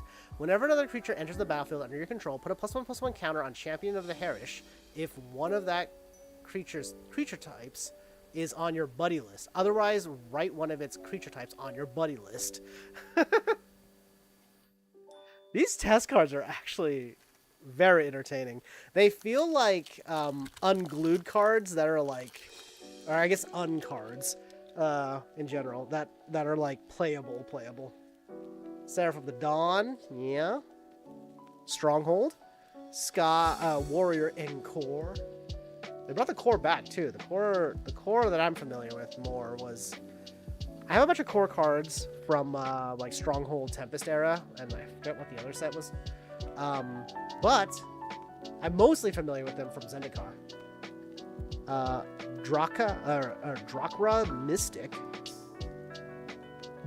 Each player reveals the top card of his or her library. You may put a revealed card into their owner's graveyards. If you don't, each player draws a card. You're like, no, I don't like that one. Nope, you don't get that one either. Nope. Thrall Parasite. Oh, Thralls are a specific kind of creature in the Magic universe. They kind of look like these. They're always depicted as weird demons. Spooky guys. They're cryptids. They're all cryptids. Oh, that's, yeah, a Bone Shredder. That's from Urza's Destiny? Urza's Saga, Urza's Legacy. Oh, that might be Legacy. I don't remember all the symbols. I think the gears are Urza's Saga. I'm pretty sure the gears are Urza's Saga. Also, as you can see, it has Echo on it. A lot of cards during this had Echo on it. Orcish Settlers! Look at that. American Gothic. Oh, I don't remember what that set symbol is. I actually had one of these cards. I might still do. It might be in that pile behind me. Swelter. 3 colorless, 1 red is a... Whoa, why is it focusing so weird? 3 colorless, 1 red. Sorcery. Swelter deals 2 damage to each of 2 target creatures. Dream Pod Druid. That art is Wayne Reynolds, isn't it? Yep. He's known well in the fantasy, like high fantasy space. He does like the key art for a lot of the Pathfinder stuff as well, the covers and a lot of their cool art. He's also done like D&D art and obviously done a lot of Magic the Gathering art. You'll see his style all over the place. He's kind of known for being like a little bit more cartoony proportions, but like big and muscular. There's a particular card, I don't remember what it's called, but it's basically like this big barbarian guy who's like busting out with chains and shit. And it's whenever I see that card, I think of Mr. Wayne Reynolds himself. Actually, this card's kind of decent, I think. 1 colorless, 1 green, 2/2 druid, human druid. At the beginning of your upkeep, if Dream Pod Druid is enchanted, put a 1/1 green sapperling creature token onto the battlefield. Look at that. That's actually kind of decent. Nantuko Vigilante. I kind of remember these. Oh, what's this? What's this? Crystal Vein? Wait, it's a Mirage card. Add 1 colorless mana to your mana pool. Sacrifice Crystal Vein. Add 2 colorless mana to your mana pool. Oh, not too shabby. That's kind of cool. We got a mythic. It's the Goblin Goliath. Whoa. Oh. Oh no. Is he naked? Oh, I don't know. What would happen? What would happen if he caught me? 2 colorless, 2 red. I like this guy too. He's a 5/4 goblin mutant. When Goblin Goliath enters the battlefield, create a number of 1/1 red.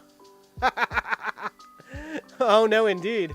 A number of 1/1 red goblin creature tokens equal to the number of opponents you have.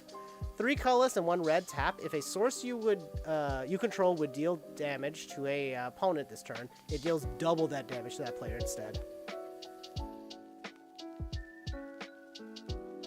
Prismatic Ending.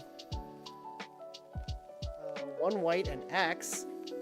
Converge. Exile target non-land permanent if its mana value is less than or equal to the number of colorless mana. Oh, equal or less. Oh, I see. If its mana value is less than or equal to the number of colors of mana spent to cast this spell. Very interesting.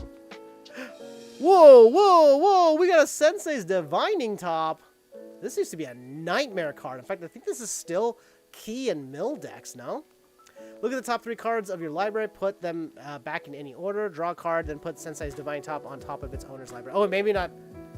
Maybe it wasn't this for milling, but it's definitely something. This is one of those cards. Set that to the side. Pyromancy 101. Is that Young Chandra? 1 red mana, piracy, sorcery lesson.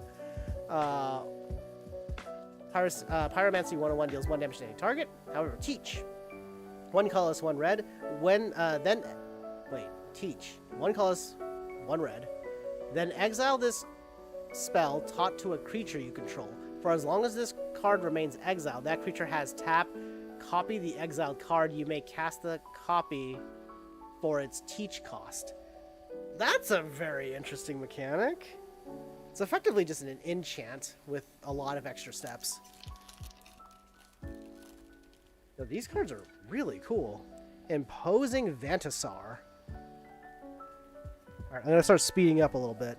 Kitsune Blade Master. Ooh, Bushido. We got some more Bushido cards.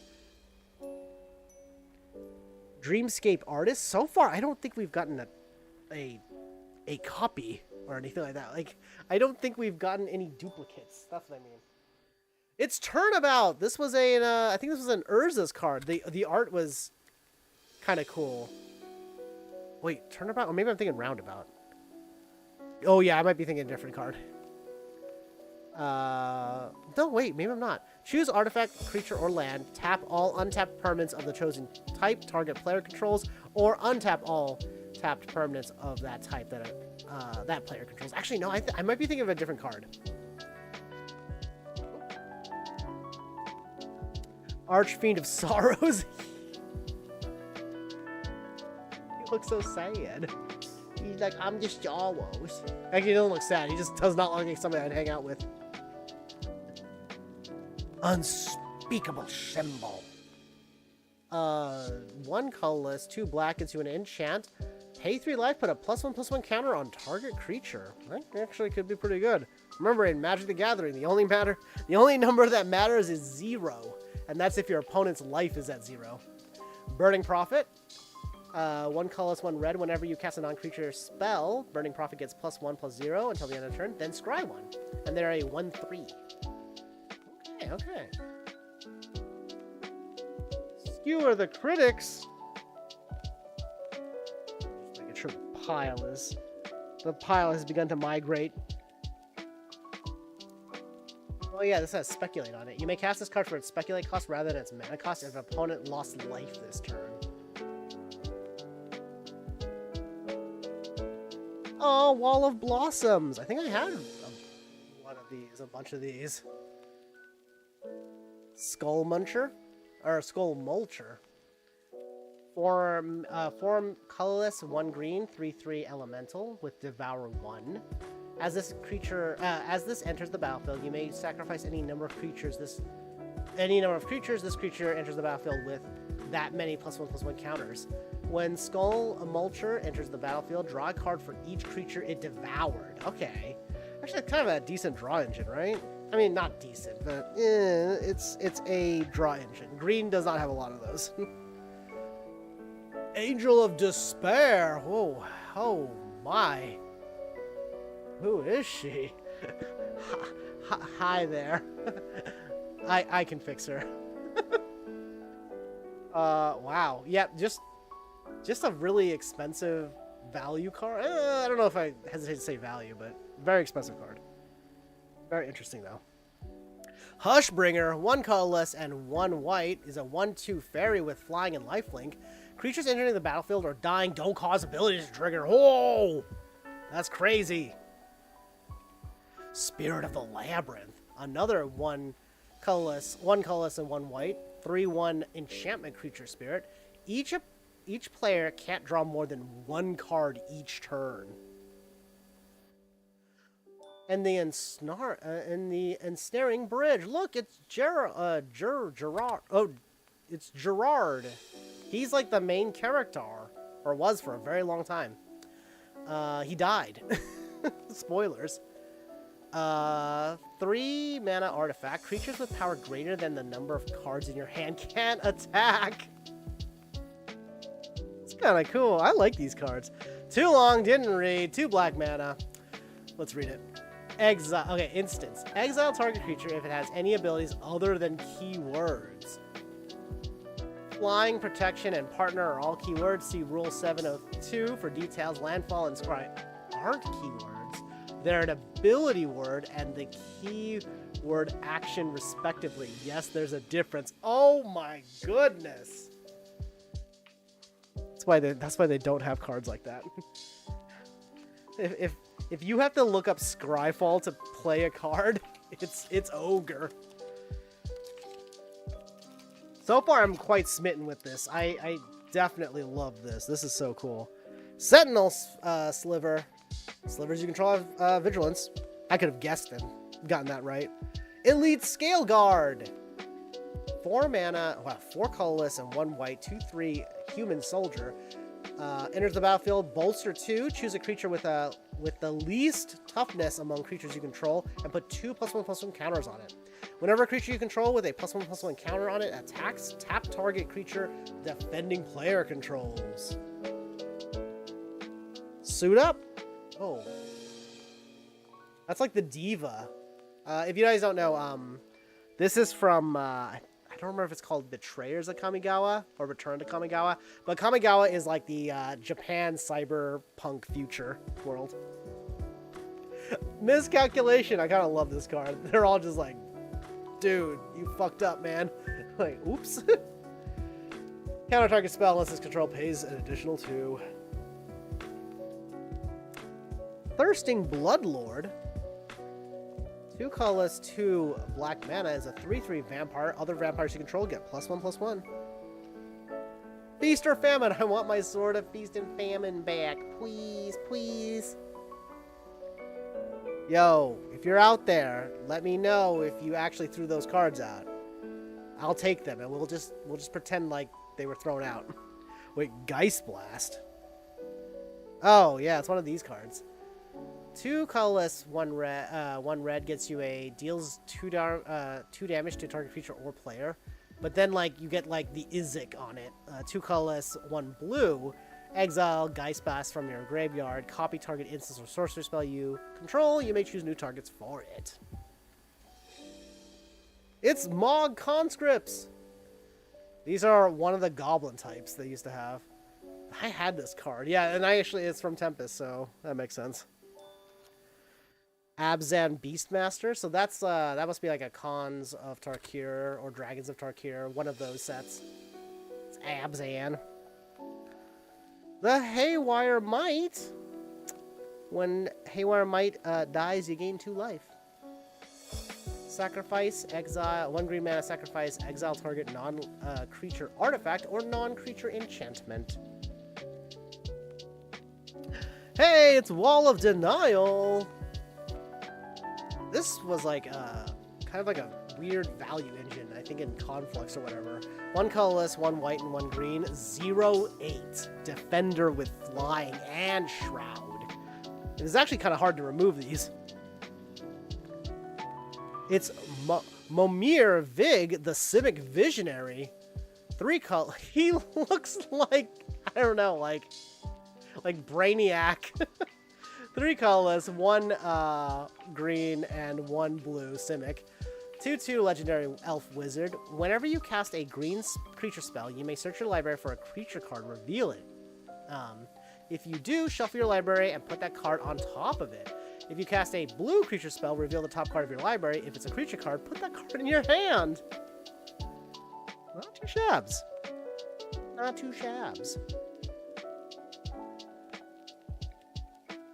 Once upon a time, 1 colorless, 1 green, instance. If this spell is the first spell you've cast this game, you may cast it without paying its mana cost. Look at the top 5 cards in your library. You may reveal a creature card, or a creature or land card from among them, and put it into your hand. Put the rest on the bottom of your library in any order. Rest in Peace. 1 colorless, 1 white. Enchantment.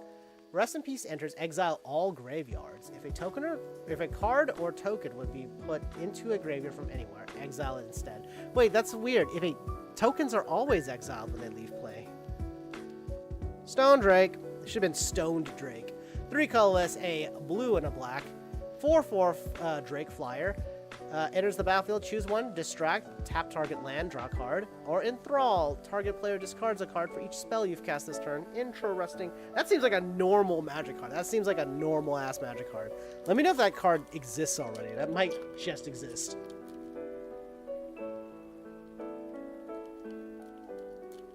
I would genuinely love to do a Chaos draft with the mystery booster boxes. This is incredibly fun to open. Like, so far we've gotten no duplicates. I don't even know if it's possible to get duplicates. Surely it is. Yo, I think that's from Nemesis, right? It's either Nemesis or Apocalypse. It's that block. Invasion, maybe? I don't remember. 3 colorless, 1 blue. I used to have this card. Excuse me.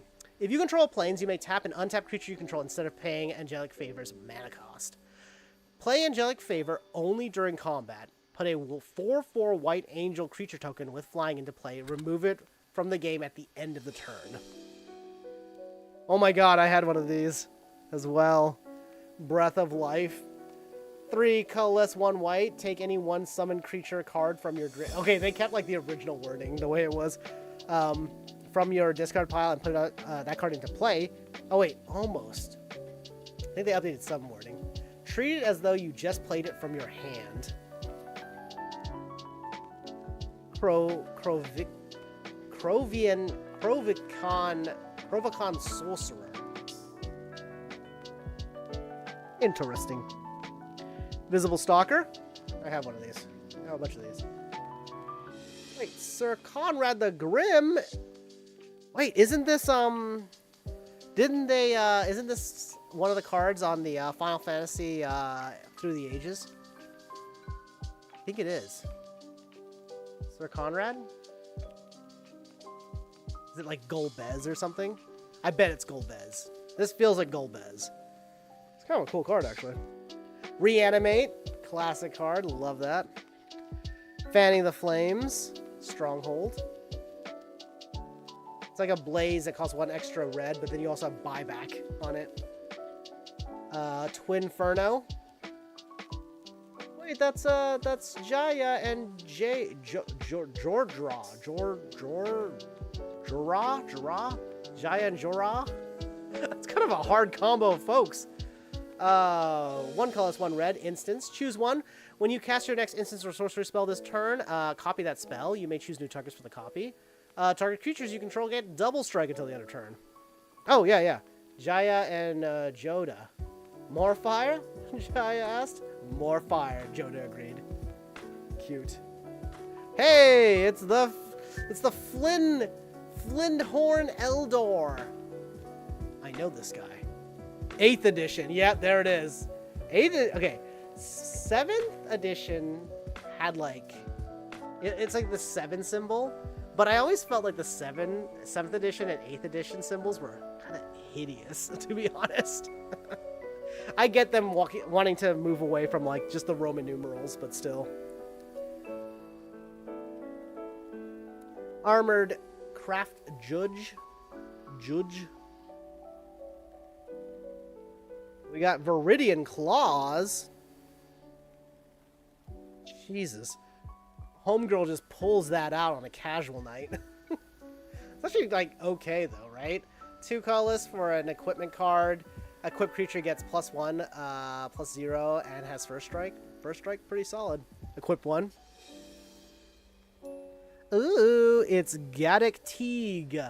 Everyone's favorite, Gaddock Teague, who's a Kithkin. I just rewatched or watched the episode of Shuffle Up and Play. Maybe it's not Shuffle Up and Play. It's on Tellurian Community College. But it had like they were doing like a Wilds of Eldraine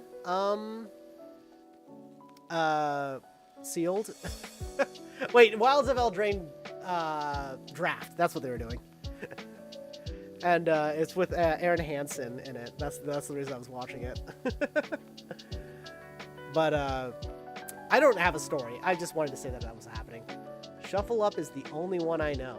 Yeah, there's like Shuffle Up and Play, Commander at Home. There's a bunch of shows that are out there. Tons. Anyways, Selesnya, green and white, 2/2 legendary Kithkin Advisor. Non-creature spells with converted mana cost 4 or greater cannot be cast. Non-creature spells with X in their value cost can't be cast. Wow, homie does no fun allowed. I kind of like that. I dig it. Mishra's Bauble. I don't even know what this does. 0 comes into play, and then tap, sacrifice Mishra's Bauble, look at the top card of target player's library, draw a card at the beginning of the next turn's upkeep. I can't tell if that's good or not. Pyroblast. This is like a classic. It's actually kind of a fun spell. It's a targeted spell. 1 red mana, choose 1 counter target spell if it's blue, or destroy target permanent if it's blue. Pretty solid. It's a sub-Goyf! If you guys don't know Goyf, yeah. What do they call them? Hermagoyfs? Hermagoyfs? There's like a weird creature type in this game. It's actually pretty fun. Oh. What is it? 1 colorless, 1 blue is a star plus 1 star artifact creature. Power and toughness are each equal to the number of different subtypes that other creature cards among cards in all graveyards. Wait. Oh my god. Oh god. Look at, we gotta read this again. Sub-Goyf's power and toughness are equal to the number of different subtypes other than creature types among cards in all graveyards, and its toughness is equal to that number plus 1. Oh, okay. I was getting very confused by that second line. I think we're like roughly halfway through, maybe? Unsure. I've noticed that there's no foil cards, or at least I haven't gotten any foil cards. I don't think there's foil cards in here. Oh, dude, it's Phil Foglio? He's a famous webcomics guy back in the day.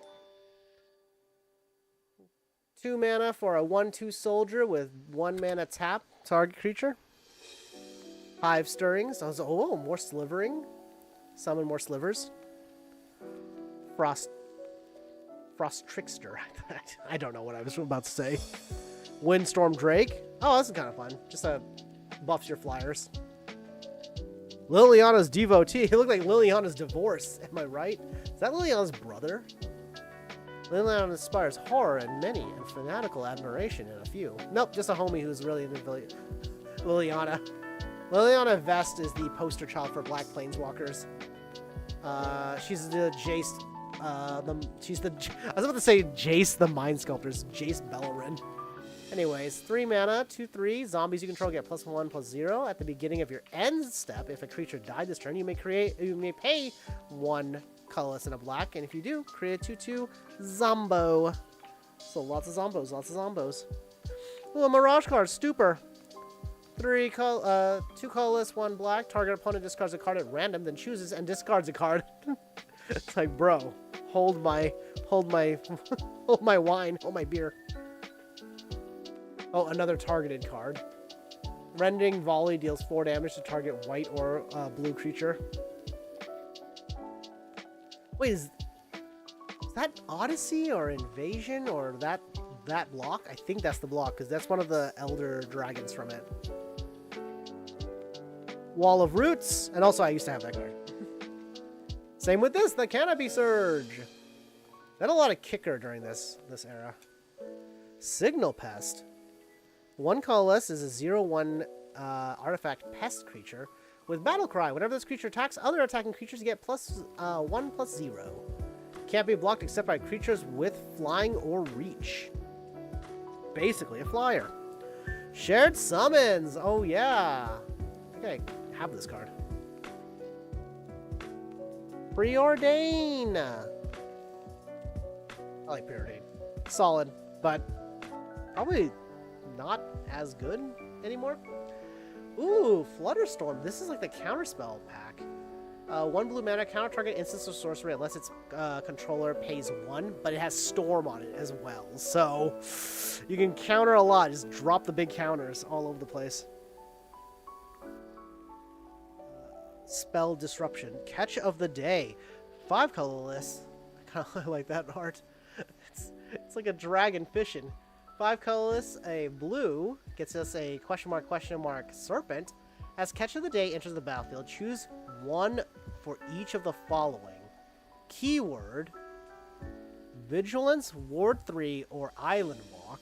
It's like a build your own creature. Whenever this creature attacks, either scry 2, or choose goad target creature and opponent controls, or tap target creature and opponent controls. And then the size is either 6/2, a 4/4, or a 2/6. I like the utility of this. I actually like the utility of that kind of card. I wonder if they ever made that into a thing. There was like a mechanic in one of the sets of Hearthstone where basically a bunch of the mech units would mesh together. If you built mechs on either side in your battlefield, they would meld together and create like a super mech with all of the abilities and stuff. I thought it was actually kind of fun because it like made positioning on the battlefield important. Stasis Snare. Wart. Here's one of those cards I was kind of talking about where there's alternative mana costs. So you can either counterspell for 4 mana, or you may return 3 islands you control to their owners' hand instead of paying Thwart's mana cost. Counter target spell. I remember there's a few of these that like saw a lot of tournament play just because like free counters, right? Big control. Tall Red Invocation. Oh wait, I have this card, yeah. Flesh. Look at this guy. Just look at him. That's it. That's all we need. Go blank. So far, I don't think there's been an actual duplicate at all. By the way, 4 mana for destroy target artifact, creature, or land. Aftershock deals 3 damage to you.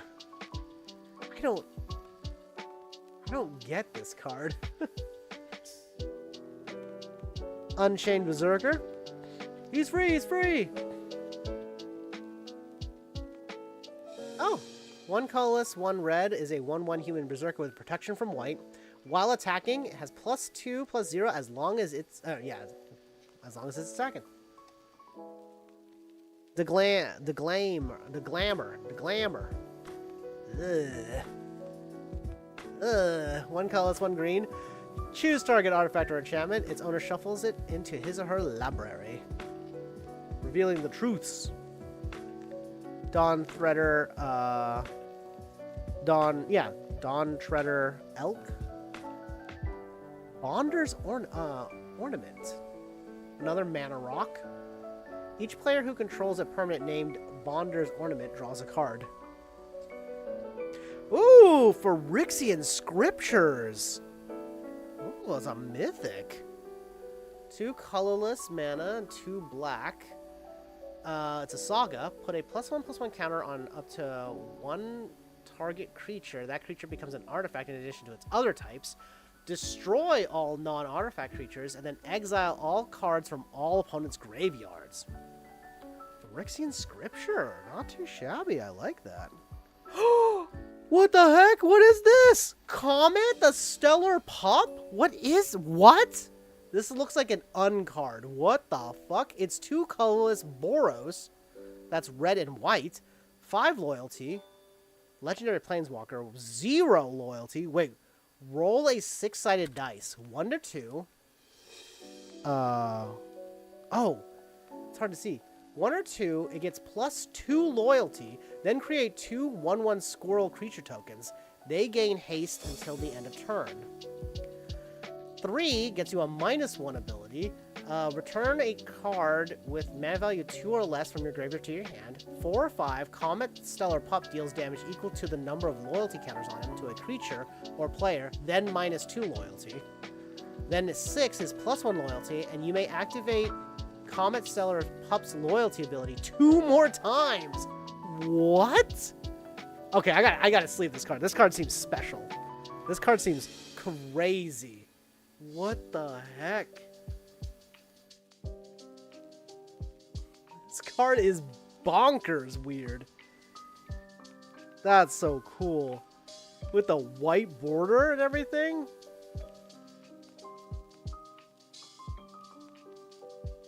You know what? I'll sleeve the Phyrexian Scriptures. I'm not sure if this is actually like a super valuable card. I kind of think Comet must be. Comet's crazy sounding. And don't worry, I do go through and double sleeve them afterwards. Oh. Got another card. Rashadan Port. I think I remember this land. Actually, this land seems really good. Yeah, 1 colorless, and then tap 1 tap target land.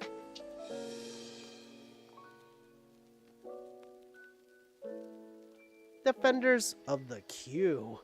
3 colorless, 1 white, 3/3, Centaur Soldier. Positioning. As this creature enters, lock your creatures in order from left or to right for as long as you control a creature with positioning. Each time a creature enters or comes under your control, position it to the left or right of another creature you control. Adjacent creatures to the left and right of Defender of the Queue get +1/+1 and have Vigilance. I know that there's a Jace card that splits up your battlefield into quadrants. Oh wait, I wonder if that's where Comet's from. Actually, I don't know. Unless that is an set. An unset. Set, unset. Outworldly Journey? Wait. What the hell symbol is that? Why is it blurry like this? It almost feels like it's like smudged on the side of the camera, but I don't think it is. I think it's like the weird zoom, like it's the weird focus angle. Yeah, it wants me to be like right here. Outworldly Journey. 1 colorless, 1 white. Instance Arcane. Remove target creature from the game. At end of turn, return that creature to play under its owner's control with a +1/+1 counter on it. The landscapes shimmered and I felt a chill breeze. When my vision cleared, I found myself alone among the corpses of my fallen friends. Journal found in Numai. What that is? I don't know what set symbol that is. Hang on, I am very curious what set symbol this is. Let's quickly look it up. Outworldly Journey.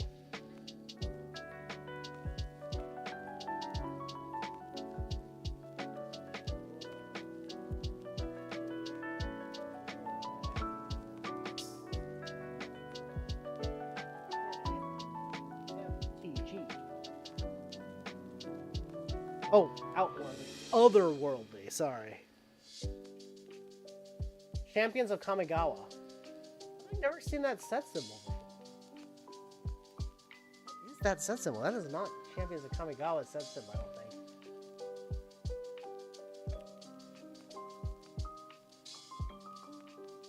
Oh, this is a dual deck card. That's the symbol from the dual decks. Oh, you know what? Where is it? I saw that there's like a beetle icon. There's like a circular circular icon. That was from the dual deck. We had another card that was from the dual decks. Hey, Bellowing Aegisaurus. I actually think this is actually kind of a decent card. I think, if I remember. I don't remember. Maybe I'm wrong. Don't quote me. 5 colorless, 1 white is a 3/5 dinosaur. Enrage. Whenever bellowing Agisaur is dealt damage, put a +1/+1 counter on each other creature you control. Command. Hey, it's Phil again. We got Phil again. Command of Unsummoning. 2 colorless, 1 blue. Play Command of Unsummoning only after you've attacked and before you declare Interceptors. I don't remember if that was the terminology they used back then. Return any 1 or 2 attacking creatures to their owner's hand. Only play Command of Unsummoning only after you've attacked and before you declare Interceptors. It's a sorcery. Exhaustion. At the beginning of your opponent's next turn, he or she skips untapping his or her creatures and land. Footsteps of the Goryo.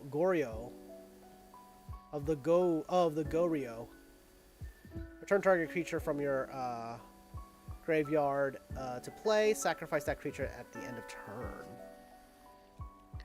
Duskmangler. It's from New Capenna. I have a bunch of these, I think. Solar Blast. 3 colorless. I really like the art on this one. The art's pretty good. 3 colorless, 1 red. Solar Blast deals 3 damage to target creature or player. Cycling 3. When you cycle Solar Blast, you may have it deal 1 damage to target creature or player. Okay.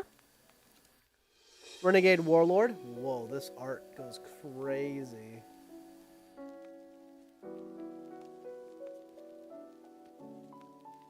Masked Admirers. Scary.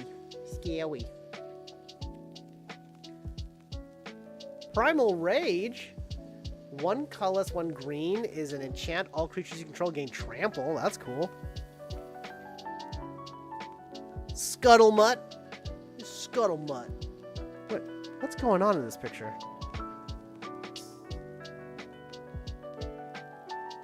I can't tell where this creature begins or ends. That must be the front, the face, right? Because the legs and stuff. It's a Scarecrow. 3 colorless mana is a 2/2 Scarecrow artifact creature. Tap, add 1 mana of any color to your mana pool. Target creature becomes the colors of your choice until the end of turn. Scarecrow. Get Scarecrow support. Whoa! What the hell? Whoa, this is like... Whoa, what is this? Hymn of the Wilds. Conspiracy. Start the game with this conspiracy face up in the command zone. The first creature spell you cast each turn costs 1 less to cast. You can't cast instances or sorcery spells. What the hell? A conspiracy? I didn't even know what this card type is.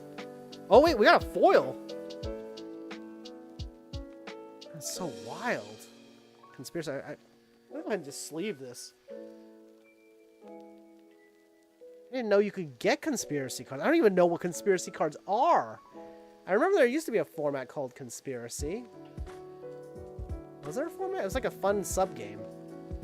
Whatever the case, we got a conspiracy card. Summoner's Pact. 0. Search your library for a green creature card, reveal it, put it into your hand. At the beginning of your next upkeep, pay 2 colorless and 2 green. If you don't, you lose the game. And our foil is Hydroblast. So I guess you can get foils from this. They must be very rare. Let's leave the foil. Wait, is this a... I just realized. I think we just got, I think we got our first duplicate. Also, preview for Avatar: The Last Airbender, right? Or the Avatar set. That's 100% gonna be like Korra, not Korra, I don't remember her name.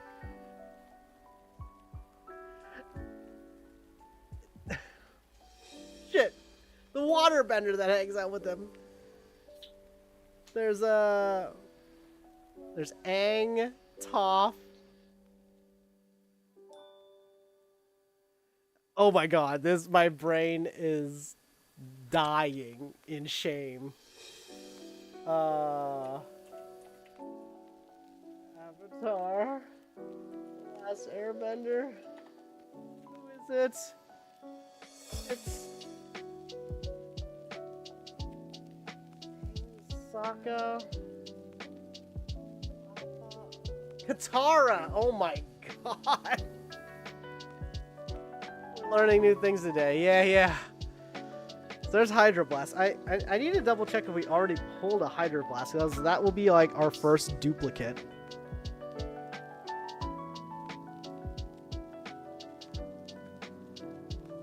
Turnabout. Dracomystic.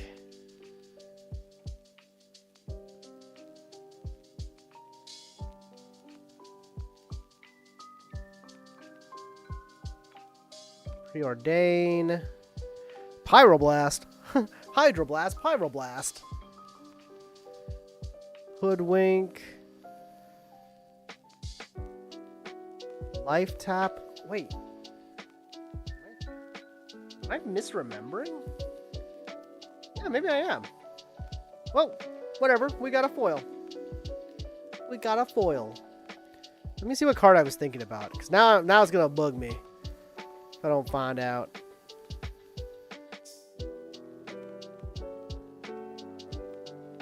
Oh wait,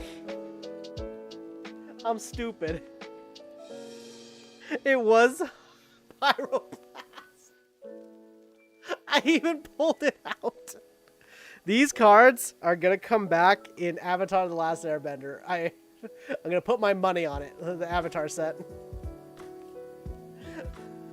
So silly. All right, what we got here? Oh, we got a potential new commander. This art goes hard. 2 colorless Dimir colors. So 2 colorless plus Dimir, blue and black. 4/5 legendary illusion rogue. Shroud. Glimpse the Unthinkable can't be chosen. The name Glimpse the Unthinkable can't be chosen.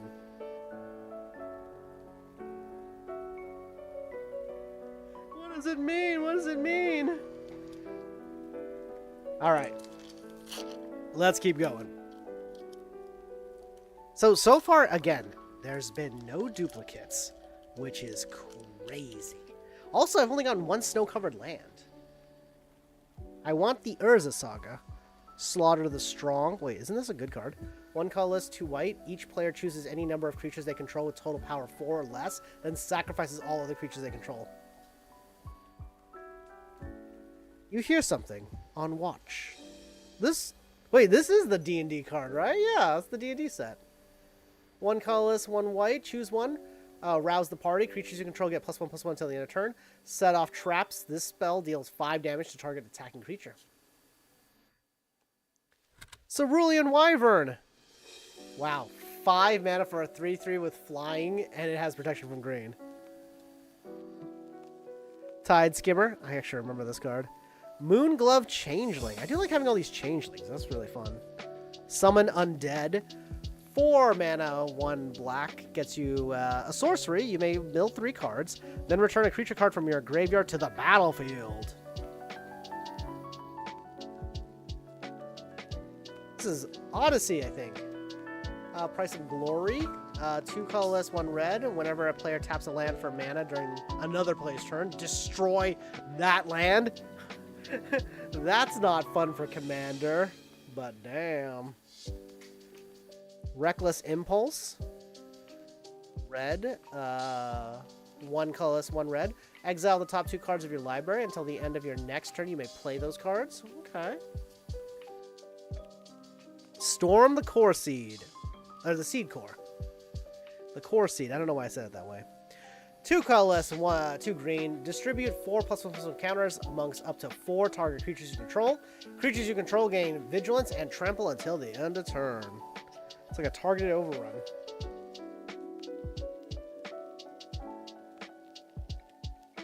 One colorless, 1 green. Regenerate each creature you control.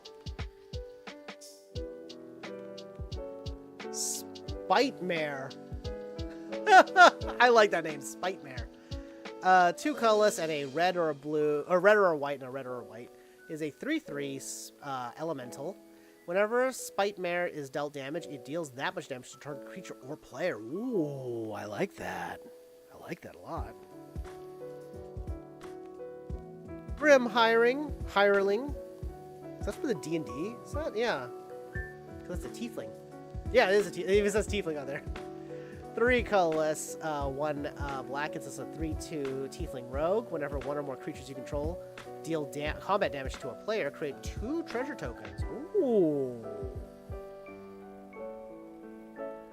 1 black mana, sacrifice X creature treasures. Target creature gets -X/-X until the end of turn. Only plays a sorcery. Paradoxal outcome. 3 colorless and a blue. Return any number of target non-basic, return any number of target non-land, non-token permanents you control to their owner's hands. Draw a card for each card returned this way. I like that. Rain of Daggers. 4 colorless and 2 black mana is a sorcery. Destroy all creatures target opponent controls. You lose 2 life for each creature destroyed that way. It's a really expensive Wrath of God. Really expensive. Oh my god! This is one of the test cards I saw that I really wanted. Annex and Symede and Kaianos and Tiro. So, if you all don't know, the couple on the left, they're a big yay. So happy Pride Month, everybody. Happy Pride. So this is 1 colorless, a red, green, white, and a blue. Gets us a 3/8 legendary human soldier, first strike and vigilance, heroic. Whenever you cast a spell that targets them, draw a card. Each player may put a land card from their hand onto the battlefield. Then each opponent who didn't draws a card. Whoa, that's kind of cool. Wait, do they secretly tell you if these cards are rare or not? No. You see, this one just has like the little R on the side. All right, we are. Wait, maybe we are on our. Maybe we're halfway now. Wait, 1, 2, 3, 6, 7, 8, 9. So we're at 9, the final 9.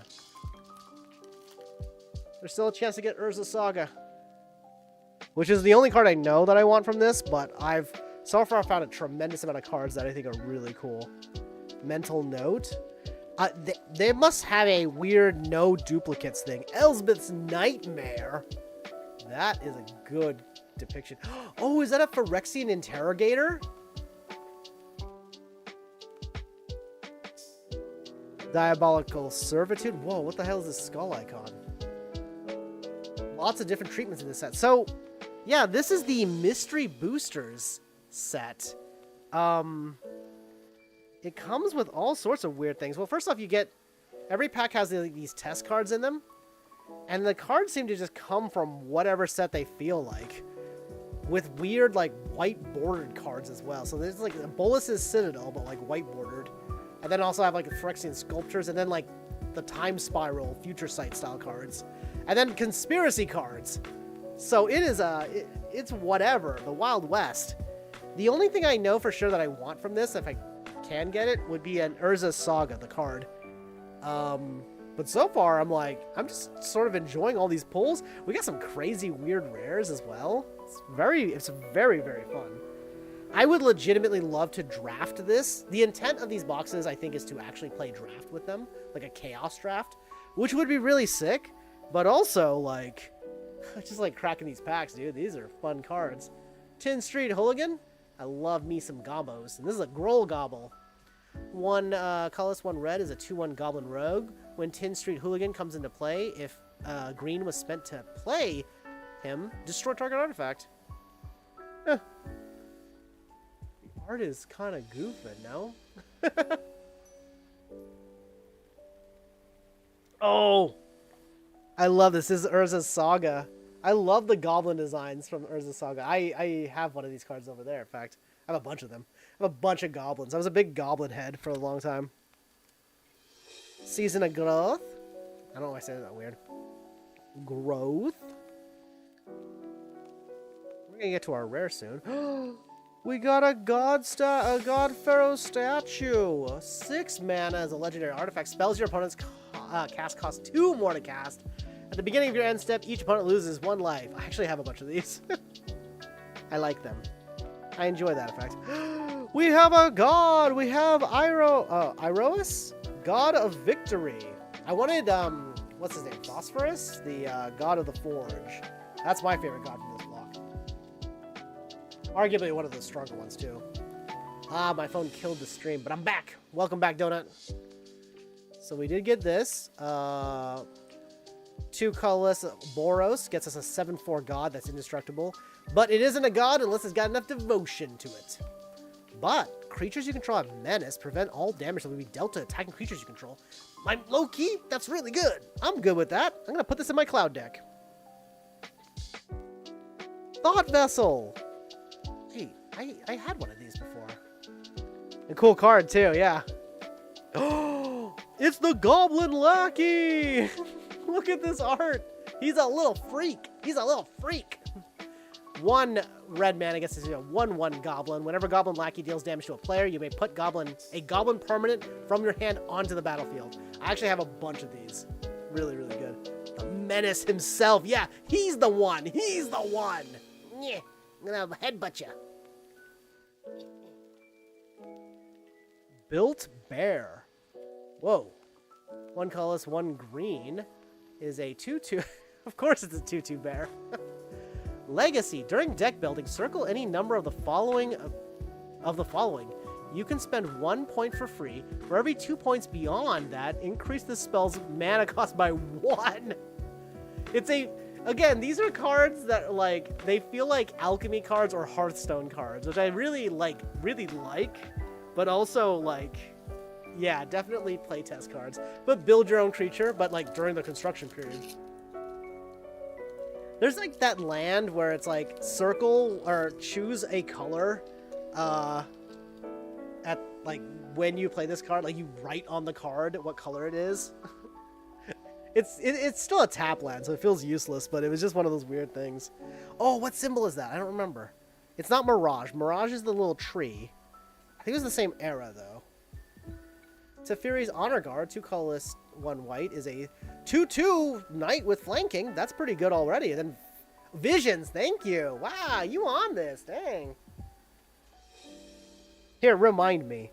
Urza's Saga is the gears. Urza's Destiny is... I don't remember what symbol Urza's Destiny is. But Urza's... Wait, is Urza's Legacy the hammer? And what is Urza's Destiny? What symbol is Urza's Destiny? That's actually kind of fun. I like that. I'm gonna make a Knights deck soon. Gear Saga Destiny is the... Oh! Is the beaker. There it is. That's the other symbol I was thinking. Legacy is the hammer. Thank you. Yo, we y'all got it. Y'all got it. Hey, there's some more folks. Virtue's Ruin. 2 colorless and a black. Destroy all white creatures. This includes yours. Portal cards. I use that a ton of portal cards. Oh, is that plane? That plane chase? Oh, I can't remember what set this is. Why do I still remember this? Hey, man. I was beginning to play during the Urza's block. Yeah, plane chase. There it is. Yeah. And so I have a deep fondness for all those Urza era cards. I still have my Karn Silver Golem from that era. I wish I played during, like, Eldraine, Shadowmoor, or Lorwyn and Shadowmoor. That set looks really, really fun. More Portal? This is, like, earlier Portal, I think. Look at those beautiful little sword and shield icons. What an era. Symbiosis? Whoa. Okay. This card looks so much more vibrant than the copies I remember when I was younger. Just like higher print quality, but the same card, right? Oh, is this... Okay. Is this Nemesis? It was like... It's like Nemesis, Invasion, and... I don't remember that block, yeah. Nemesis, there we go. Evoke, the Evoke creatures were fun. Yeah, I really like that era. Oh my gosh. I have like 4 of these. Just, I don't know why I kept pulling this guy. Ghost Quarter. So it's a land. Tap, sacrifice Ghost Quarter, destroy target land. Its controller may search their library for a basic land card, put that onto the battlefield, then shuffle. That's, okay, I don't think that's good at all. Or basic land, I guess. But, like, you go -1 land to get rid... I guess you can get rid of a non-basic land, but still. Swords to Plowshares! Classic card. Invasion, Chase, Apocalypse was the block. Yeah. IPA, that's a fun way to remember it. Swords to Plowshares, classic card. Amazing. Indicate? 0? Target permanent, you, Soren. This card is fucking hilarious. Oh.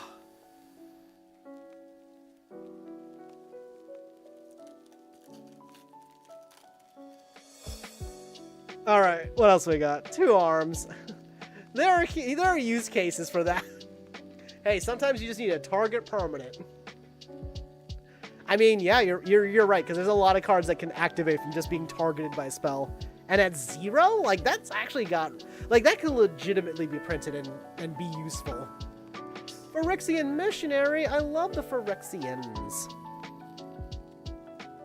Oh, here, yeah, this era of cards, like March of the Machines, that kind of stuff, like, I'm a little bit more familiar with that, just because, I did recently open a bunch of those cards. All Will Be One and whatnot. I enjoyed that. Oh, this is that Time Spiral? I think it's Time Spiral.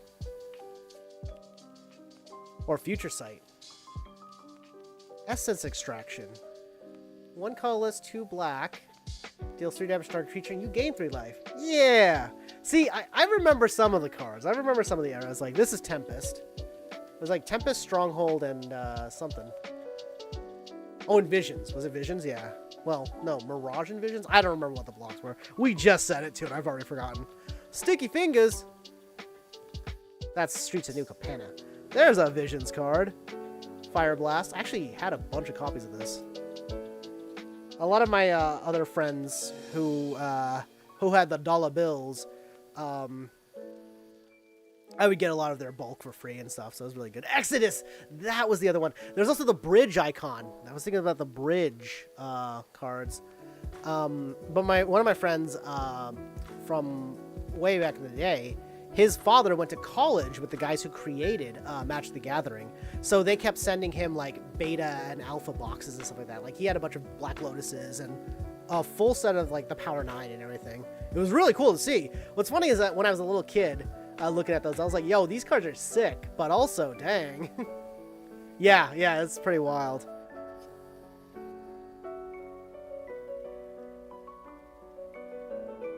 Oh, I got excited. It's the Urbog Volcano. I literally just have a pile of those right over there. We got Path of Discovery. I kind of remember, actually. The Tropter Factory! I actually kind of like this card. Sacrifice the little guys into, like, better little guys. Static Orb. 3 colorless. As long as Static Orb is untapped, players can't untap more than 2 permanents during their untap step. Oof! Goes hard with Sword of the Meek. Yeah! I like that. Boulder Jockey.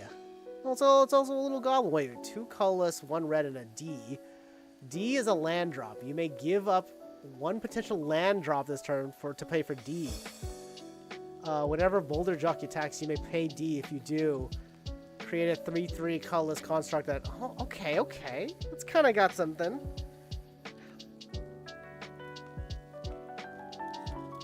Land drop as a resource. Might of the Meek. Reverent... what is it? Hoplite? Hoplite? Is that what they're called? Valorous Steed. Hey! More Saga! I am God, I'm so used to like the sagas, commons, and uncommons. I basically had full playsets and everything like that back in the day. It was really easy to get the Urza's bulk back then. But then again, like back when I played Magic, like you could still get pretty much anything that wasn't alpha beta for really cheap. I also made the mistake of buying Homeland and Fallen Empire cards.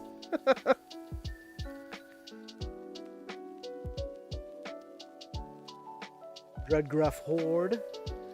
A Mirage card! Volcanic Geyser! I actually have this. Goblin Tinkermaster. Oh, the Iron Hoof Ox. I love the little moo-moo. This art's kind of wild, no?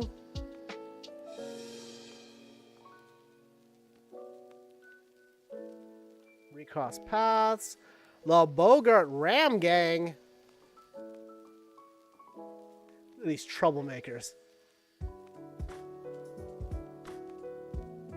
Love that art. What's this? Thantis.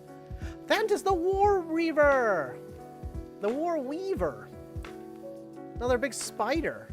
I was actually going to make a Ungoliant spider commander deck. So I really like that card. So 3 colorless, black, red, and green. I don't know what that is. I feel like that's like a new Capetta, like, color combo. Labubu Ram Gang. They could be Labubus. That's what the Labubu looks like if you feed it after midnight. So Thantis the War Weaver, 6 mana, 5/5, Vigilance Reach. All creatures attack each combat if able. Oh, it's Angie. Whenever a creature attacks you or a planeswalker you control, put a +1/+1 counter on Thantis. So that's not even really like a spider synergy card. It's just a mean spider. Whoa! We got Minx and Boo! Timeless Heroes. So there are... yeah, I guess we've had a lot of D&D cards. The Dungeons & Dragons set cards. That's cool. That feels like a decent get. Yeah, I'll sleeve it. I'll sleeve it. Let's sleeve it.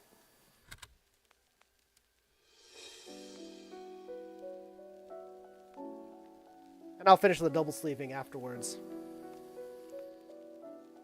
We got Cunning Wish. Oh my god, it is part of the Wish cards. The Wish cycle. You may reveal an instance you own from outside the game and put it into your library. Exile Cunning Wish. I used to have the white one. The white and the green Wish. Zone of Flames! 4 colorless, 3 red. Enchant Zone, Battlefield Command, Exile. Okay. Whenever one or more cards enters or leaves the enchanted zone, Zone of Flame deals 1 damage to each opponent. It's kind of funny. Wish packages used to be... Wish packages used to be a thing. For the longest time, when the Wishes first came out, my pod, is what we would call it nowadays, we're not sure if those cards were ever legal to play. Like, we didn't know how, like, Pro Tour would treat those cards. But I think, like, in Pro Tours, like, if you wished, you could pull it... You had to pull it from your sideboard. I think that was, like, the limitation that they imposed. It was weird. It was such a strange card. Oh! Look at that. There's a slight crimp on the top there. You can feel it. Referee Squad! No, not these guys! I think I pulled a bunch of these already. Wait, I just realized. I'm so stupid. Do you get 2 cards from each color? Is that what's been happening? Because the piles are almost exactly the same size. There's 2 red cards. Flame Slash. Oh my god. What was this set? I had a ton of these cards. Correct. Okay, so that is the way it is. Oh my goodness, I am so stupid. I didn't even realize until literally just now. It's Vines of Vastwood! And then you get like a rainbow card or a multicolor card. Batwing Broom. Prophecy, there it is, yeah. Dude. Oh.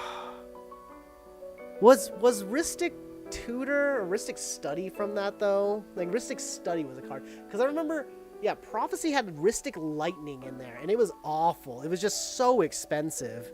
And I guess the utility was there, but bluff. Bluff. Balance. 1 colorless, 1 white. Sorcery. Each player chooses a number of lands he or she controls equal to the number of lands controlled by the player who controls the fewest, then sacrifices the rest. Players discard cards and sacrifice creatures the same way.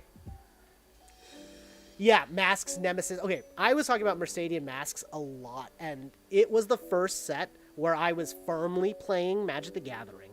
And so the first set that I was buying into was Mercadian Masks, and it had like, I made like a Rebels deck, but also it just felt bad. It did not feel very strong. And that was coming from like the Urza's block, right? Where cards were like beastly, and the like energy and mana ramp was like big during that time. Yeah, Rhystic Study was the best card from the set. Yeah, that's right. The Vows were kind of interesting in Commander. Oh, well, there's the Vows, yeah. So Balance is kind of fun. Seed time! It's seed time! For a second, I thought that was the 7th edition symbol. It's very similar to that. 1 colorless, 1 green. Instance, cast a spell only during your turn. Take an extra turn after this one if an opponent casts a blue spell this turn. So if you get countered, you get to have a little extra time. And Pox! Oh wow, whoa. That cat go hard! I love this cat. Pox, 3 black mana. Each player loses a third of their life, then discards a third of the cards in their hand, then sacrifices a third of the creatures they control, then sacrifices a third of the lands they control. Round it up. It's Bull Slack Dragon. 6 mana gets you a 6/6 double strike. When attacking, the creature gets +1 power for each fire card. This is just a funny card. Mask was powered down set intentionally. Yeah, I remember this very specifically. It felt bad. It felt really, really bad going from, like, Urza's to Mercadian Masks. Yeah. Dual Masters is with a +1000 attack. Oh, I remember trying to, like, really like that set. That set, that block, the Mercadian block, nearly got me to quit Magic. And I just began playing it then. Rebels felt bad. They felt really bad to play. Mercenaries felt worse. Creatures were so expensive. There was, like, what's his name? Gerald's, like, Custodial Guard or whatever was, like, 5 mana for, like, a 3/3. A 3/4 or something like that. It was terrible. It was fucking terrible. Ugh. Ugly. Yeah. It was not a great era. Yeah. So that was just so Rebels could summon 1 mana higher. Mercenaries summoned 1 mana less. It was.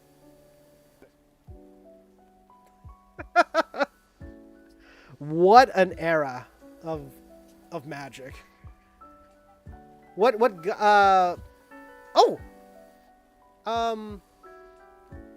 That symbol. Odyssey. Or Exodus. Is that Exodus? I think we just talked about this. Look at this killer whale. This insane whale.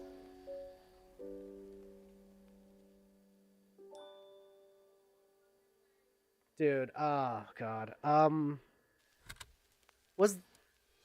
Wait, False Prophet was a white card, but I think that was like Urza's, it was an Urza's card. Bridge is Exodus. There you go. Thank you. I was trying to remember like any of the combos that I had back in the Mercadian block. And genuinely, nothing comes up, and I'm okay with that. I'm okay not remembering anything. Odyssey. I tried to build a dwarf deck. So when we first started playing Commander, I went through all of my cards to try to build a dwarf deck. And there just was literally not enough dwarf cards to do so. Wait, that's insane that they have this just big creature in green. Mobilize! Untap all your creatures. Kind of like this one. The art's really good too. The art almost reminds me of like the Dragonlance party. Like almost.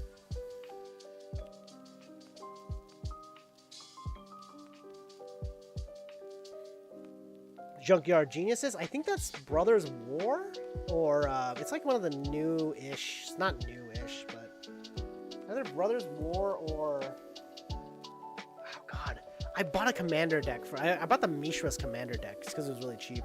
Yeah, I'm not as familiar with a lot of the modern sets. I know the Phyrexian ones because I like Phyrexians. Get the Wake Thrasher. I have no clue what that symbol is. That might be a dual deck. That might be like the Murloc versus Elves deck or something like that. I don't remember if they had one of those. 2 colorless, 1 blue.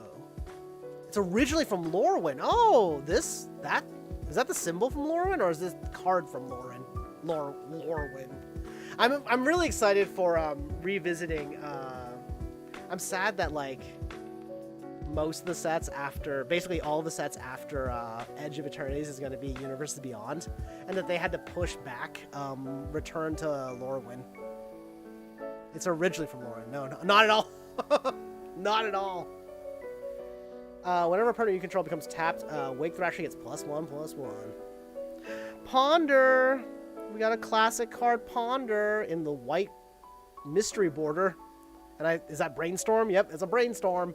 In the, what was this called? Like Time Spiral or Future Sight kind of card? That was kind of like what they were called. Wait, I only got 1 rare there. I've been getting like multiple rares mostly. This guy. I kind of love him. I love this guy. Future Sight frame, yeah. All right, final 3 packs. Do we think an Urza's Saga is in there? The card Urza's Saga. The Legendary Land Saga. Urza's Saga.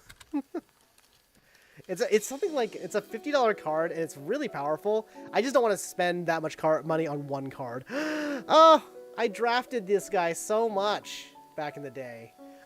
So a lot of my draft experience was, early draft experience was from the Mirrodin block. So I did like Mirrodin, Scars of Mirrodin. Was that the set that had new Phyrexia? I think was the final set in there, which introduced Infect as the big keyword. Moonblessed Cleric. That's a Mistra. That's some D&D ass. That's some Faerun cards. Porter Paladin was a fucking... Yeah, it was a beastly card. There was also like another card that was like a kind of a nightmare. It was like 3 mana or something like that, and you got like a 1/1, but he came in with a 3/3 golem, and it was like it was a really solid combo. Breakthrough. Blood Pact. Wait, isn't Sign in Blood the same thing, but with just 2 black mana? Reaping the Graves. 2 colorless, 1 black. Return target creature card from the graveyard to your hand. And Storm. I love cards with Storm on them. It's stupid, but yeah.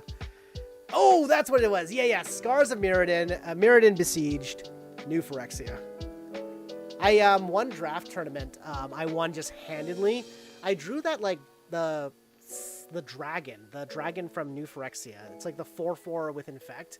And basically, anytime I cast that successfully, it was like my opponent was just like, I concede. That was it. It was so good. There was also a time where I won a draft tournament, or I got second in the draft tournament because I mainboarded. There was like a 2 mana for a 2/2 drop that makes you immune to poison counters. Yeah, Scytherex, something like that. That was the dragon. But there was like so those 2 cards I remember deeply fondly because they won me so many of those games. I believe how I got my Sword of Feast and Famine was for during drafting. Whoa, 2 stronghold cards. Old goblins are like, the art goes crazy, but also they're like goofing ass. I love it. Spore Mound and Bellowing Tangleworm. Oh, speaking of our Mirrodin block. Spawning Pit. I don't know what that symbol is. Spawning pit. Sacrifice a creature, put a charge counter in spawning pit. Remove 2 charge counters from spawning pit. Create a 2/2 colorless spawn artifact creature token. Oh, weird. I don't know if I like that card that much. Oh, we got a little Drothy Void Walker. 2 black mana for a 3/2 with Shadow. If a card would be put into an opponent's graveyard from anywhere, exile it instead with a Void counter. Sacrifice this creature. Choose target exiled card an opponent owns with a Void counter on it. You may play it this turn without paying its mana cost. There's some potential there. There's potential. Veil of Summer. Wait, what is this? Draw a card if an opponent has cast a black or blue or black spell this turn. Spells you control can't be countered this turn. You and permanents you control gain hexproof from blue and black until the end of turn. Not too shabby. It's Okagachi! The Vengeful Kami! He's 1 mana plus Wooburg. 6/6, whatever Okagachi deals damage, combat damage to an opponent. If that player attacked you during their last turn, exile target non-land permanent that player controls. Got the little retro, like the weird Farsight retro frame. Is that considered retro anymore? I feel like I should sleeve that. I'm gonna sleeve that. Let's sleeve it. We'll sleeve him. We'll sleeve this guy. He's a fun guy. Not a super interesting commander, but a fun card. And then we got Flowery from the Undertale. A blue, white, blue, black gets us a 0/5 plant rogue. Each, toughness matters card. This is just Abzan. Yeah, they just made this into Abzan. All right, 2 packs left. It's still possible that we walk away. So far we only had 1 foil card in this entire box. Crazy. But we still have a chance of getting an Urza Saga. Let's get an Urza Saga, please. Please, I want the Urza Saga.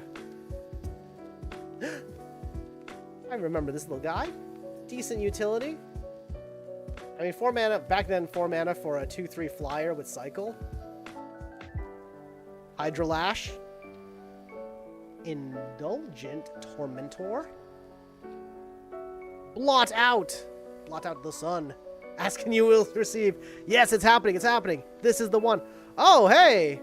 I didn't play with during the D&D thing, but seeing the D20 cards is so wild. Abrade. Classic card at this point. Beast Attack.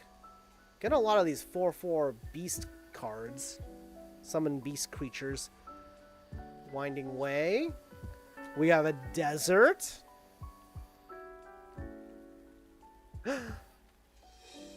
Another D&D card. Archivist of Ogma. And it is a halfling, yeah. Because I think Ogma is primarily a halfling god? I don't remember. Whenever opponent searches their deck, you gain 1 life and draw a card. And... Cabal Coffers! This is actually a really good card. Ironically, I have a bunch of them from my old days of playing Magic. I actually have a small pile. I have like 3 of these, and Crypts of Agadim as well. And, the Goblin Settler! I'm actually gonna put this in a cool pile. It goes in the cool pile. I remember this card. The art for the goblins, it has like the Urza's series of goblins had a very like whimsical art, and I really liked that. And then we have the Wormhole Warp. All right, it is last pack magic. There's gonna be an Urza Saga in this pack. We know it to be true. So let's pull it and let's do this. Urza Saga incoming. I don't even have to guess. I'm not even worried. I know it's in there. Oh, God. Seeing all these Odyssey era cards. Reign of Filth. Each land you control gains sacrifice this land Gain 1, add 1 black mana. Virus Beetle. Ogre Arsonist. Rights. We got rights over here. Destiny Spinner. Blight Mamba. Look at this. This was always like a big threat in draft during this era. It's just very efficient. 2 mana, 1/1 infect, regenerate 2 mana. Come on. Agent of Acquisitions. Wait, they're throwing us like some... Wait, draft Agent of Acquisitions face up. Instead of drafting a card from a booster pack, you may draft each card in that booster pack one at a time. If you do, turn Agent of Acquisitions face down, and you can't draft cards for the rest of the draft round.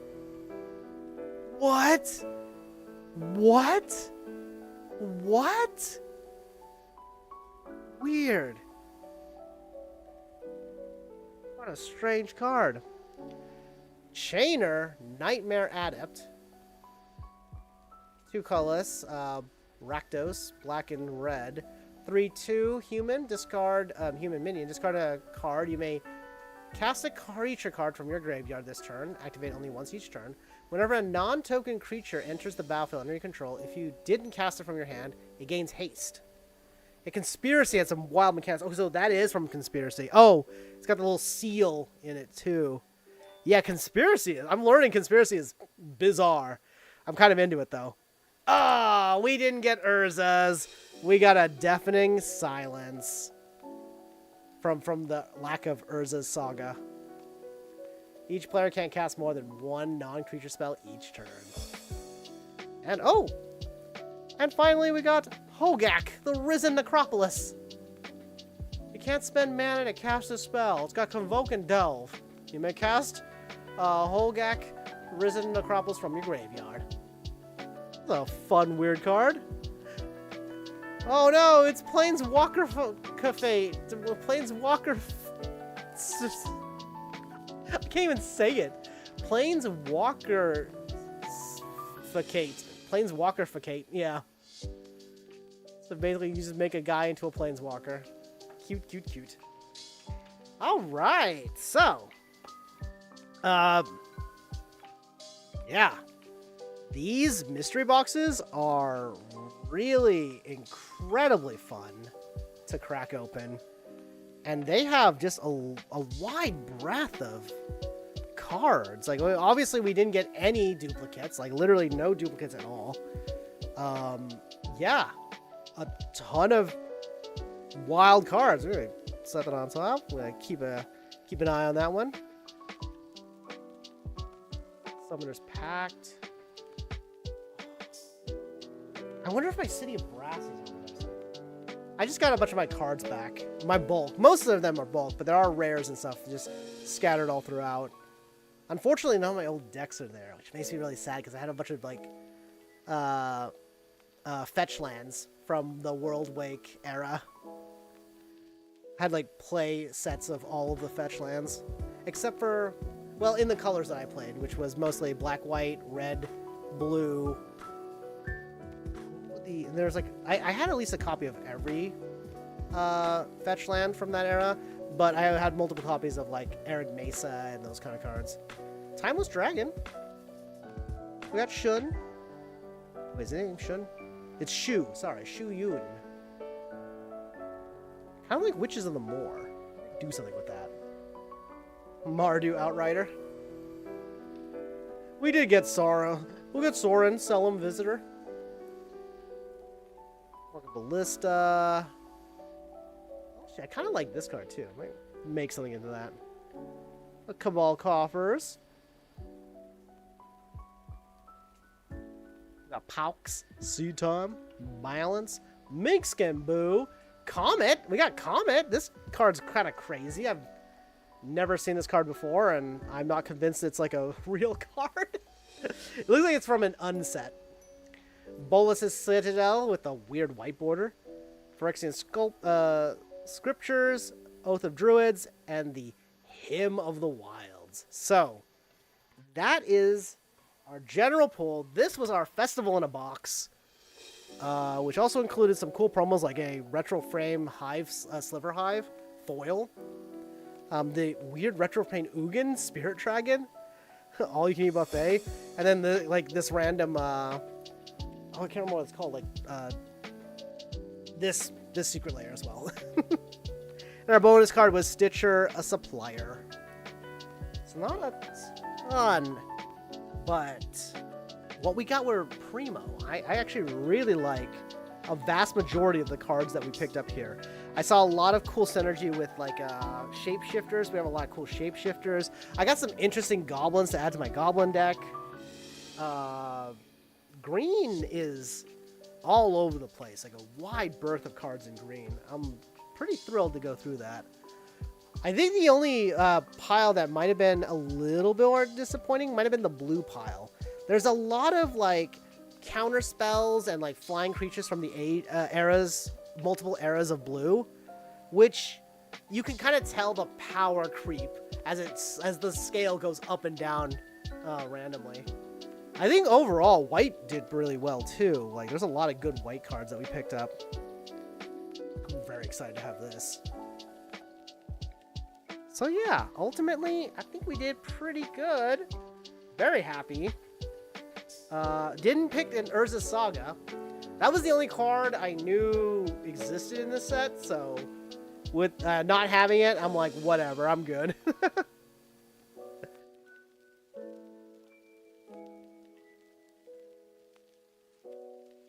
Checking the artifacts again. See if we got anything good. I mean, Heraldic Banner. I kind of like this card, honestly. I enjoy that card. I think it's good. It is wild to see cards that I used to own or bought a bunch of back in the day. And then our weird pile of whatever cards. Swords to Plowshares. Like that. Or one foil card. We got the one foil Hydroblast. And we got Pyroblast. Is this a preview of the Avatar The Last Airbender magic set? Low-key, they should actually reprint these two cards for that. But then again, that just makes Izzet able to fight Izzet more. Sensei's Divining Top. This used to be like a card. I used to have a Umezawa's Jite. Also, I got one snow-covered island. That's the only snow-covered land I got. The full art Memite. Oh. You might appreciate this. Proof that I played in, hang on. Bunch of my cards. Ooh, non-first edition, but it's the Venusaur. But proof that these are my old actual cards. So these are cards from my actual childhood collection. And yes, I'm aware that Sigil of Sleep is worth a few bucks these days. So this Rare Command, this is one of the cards I got from Mirage. My Urza's cards. I have Gush. This is just a random pile of cards that I picked up. Here. Oh, I was talking about this earlier. The Peregrine Drake. It's 5 mana for a 2/3 flyer, but then it comes into play untap up to 5 lands. That's pretty solid. I just have a bunch of weird artifacts. Oh, wait. Look, another fill card. Snowfall. It's cumulative upkeep blue. 1 blue mana, by the way, which builds up fast. What was I trying to find? Oh, yeah. Here's some of the cards. I played a lot of Friday Night Magic and Draft and stuff. This is just random cards that I found. Oh, is that Mana Barbs? Yeah, that was Mana Barbs. Huh.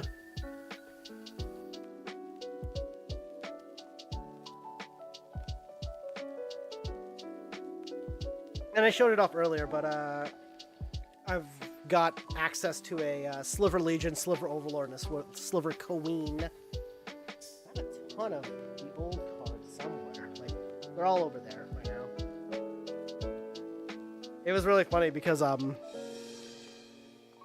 was it I quote unquote had bad luck back in the day. I pulled a ton of Eyes of Ugin I just kept pulling Eyes of Ugin. I was like the only mythic I could pull.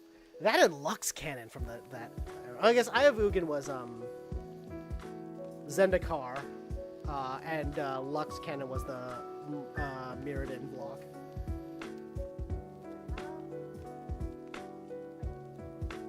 Let's see if I can. I have a bunch of my cards organized in a sort of a goofy way right now. Let me see if I can pull out my Eldrazi cards. I have a bunch of Eldrazi Titans. Don't worry about it.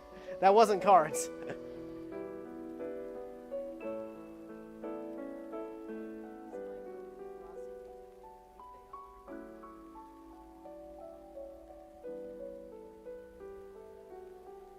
Here we go. So yeah, these were a bunch of my, obviously went to a lot of Friday Night Magics. I have 3 copies of my Emrakul Aeon's Torn. And then I also picked up a few the newer ones, like Emrakul Promised End. Here's my old copies of Kozilek Butchers of Truth. All is Dust. Amulet of Vigor. There's my Sword of Body and Mind. Huh, my Eyes of Ugin. I actually have a few more floating around as well. It That Betrays. Eldrazi Conscriptions. The Eternity Vessels. Splinter Twins. I have Sarkhan the Mad, Elsbeth. A bunch of old cards. Grand piles.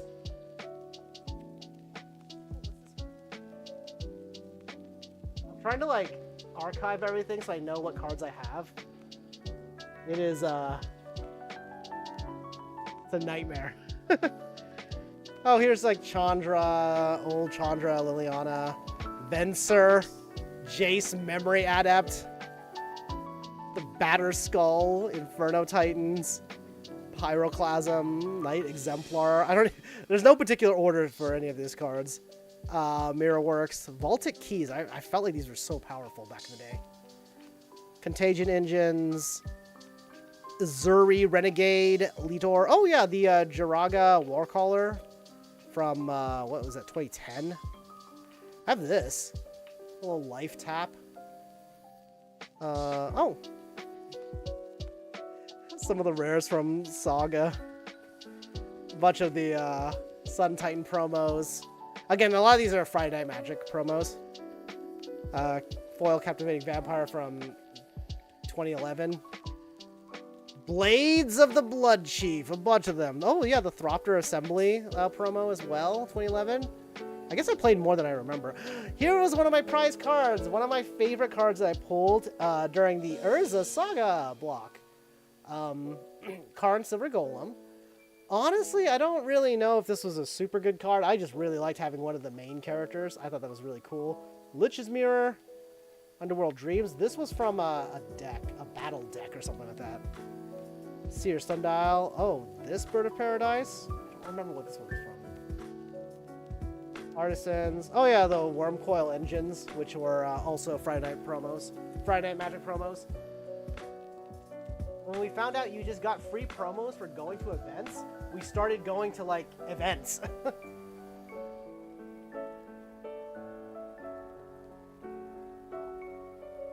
Platinum Angel. This was a super annoying card back in the day.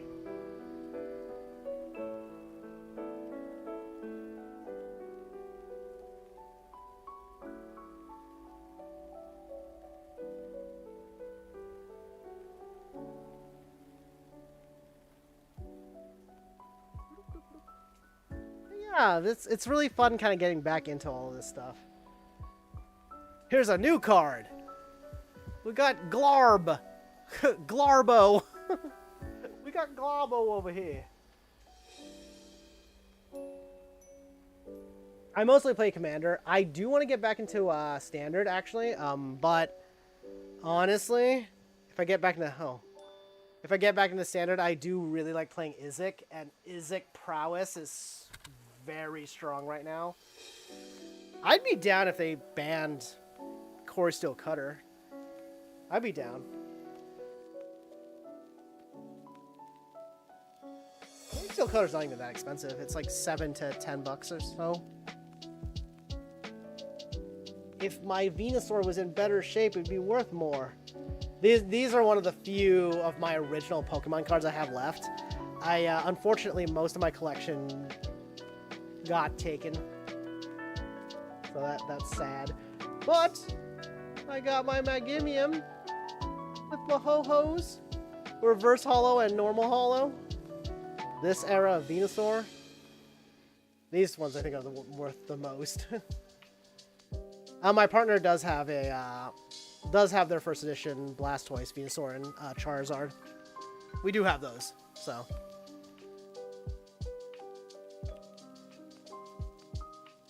Alright, I think with that, I'm gonna call it here, y'all. It's been a grand adventure going back through random magic cards. Low-key, I kind of love the mystery booster boxes. I think they are the best. I wish Wizards made it so that these were available at MSRP like $150 for the box. Because this box was incredible. No duplicates. Really fun cards. Like, dang, like, why can't we have this just always be available? Like, if you always want to have Chaos Draft, you know? Thank you for showing up, Donut. Thank you for showing up, Jowsers. Thank you all. And it continues. I say it all the time, and it continues to technically be true, but maybe not that true. These card unboxings are not going to be a super common thing. However, I've been doing it a lot lately. A lot. And in fact, I'm kind of in the process of potentially obtaining an additional Final Fantasy booster box, as long as I can get it at MSRP. I know the prices of those cards have shot up, but like the reality is that Final Fantasy is a base set. It's going to be printed for like 3 years. So I can wait, but also I am hunting for that Terra Amano cards. I really want the both of the Terra Amano cards. That's Terra Magical Adept from the Amano one, and then Terra Branford, which is the Urza High Artificer alias card. I want those two so bad. That Amano art goes so hard. And I would love to get the Kefka Amano variant as well. Those are my chases, and I will be chasing for a while. Let's be real. Dang, these were excellent. These were genuinely excellent. And I have a lot of cards to go through. A lot of cards to go through. Oh boy. Yeah, they are pretty, and I'm glad you understand. Like I was saying, y'all, if y'all don't know, Donut is my homie. We are gonna be chasing those Amano cards. Don't be surprised if you tune in and I'm gonna be like, spent $300 and I got them all now. No, I'm not gonna. I mean, the price of them are pretty high, so who knows? We'll see. But yeah, really like these Chaos Draft boxes. These are fun. These are really fun. Okay. With that, I do need to call it. So thank you all so much for joining me. I'm going to bounce. It is a beautiful Friday. Y'all have a beautiful rest of your evening. Take care of yourselves. Oh, wait, I lied. I said earlier we were going to take a look at the Final Fantasy Secret Lair cards. Now, I was only able to get one of the sets in English, which really does break my heart, because I would have preferred to get all of them in English. I would have loved to have them all in English. But we will live. I did get these ones as well. So a bunch of the Secret Lairs. I told myself I wouldn't buy Secret Lair, and now I'm out here buying Secret Lair all the time. Alright, here are the Final Fantasy Secret Lair cards. Again, only one set is in English. I got the Grimoires in English, which I think is technically the most valuable one anyway. But I don't really care about the value. I actually just wanted the cards.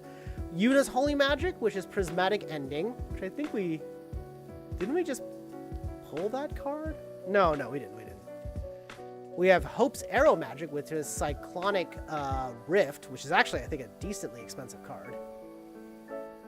It's hard to see with all the foil patterns, and I've double sleeved them already. Noctis's Death Magic, which is Damn. Vivi's Thunder Magic, which is Lightning Bolt. Listen, I love Lightning Bolt, but also, we have too many Lightning Bolts out here, y'all. Aridus Kiraga Magic, which is Heroic Intervention. And then we got Poram's Silence Magic, which is Silence. Which is actually a pretty decent card, too. Now, these are the Japanese ones, and I don't remember what cards they are, but here they are. They look gorgeous. It does make me sad that we couldn't get these in English. Would have loved to get them in English. This is that Luxodon Hammer. Brotherhood. And then here is, oh wait. Was 1, 2, 3, 4, 5. Wait. Were there 6? Or was this the bonus card? Oh, Brotherhood might have been the bonus card? Which I'm not sure now. Got a bunch of these. These are the Game Over cards as well. These were the villain cards, which is funny because Toxic Deluge and this, they're basically the same card, right?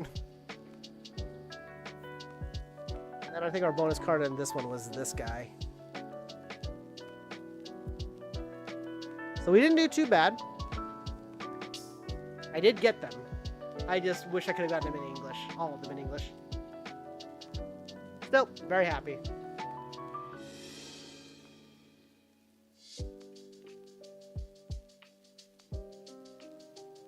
And yes, I will be trying to get the Sonic the Hedgehog Secret Lair cards.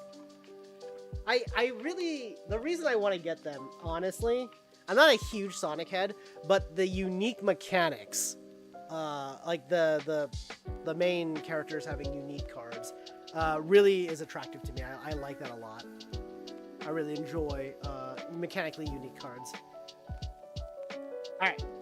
Now we are calling it. Thank you all so much for joining me, meeting with me, hanging out, and all that type of stuff. So, take care of yourselves. I hope you all enjoy your weekend. I work at a school district, so a lot of people are on summer break right now, so I hope you all enjoy your summer break.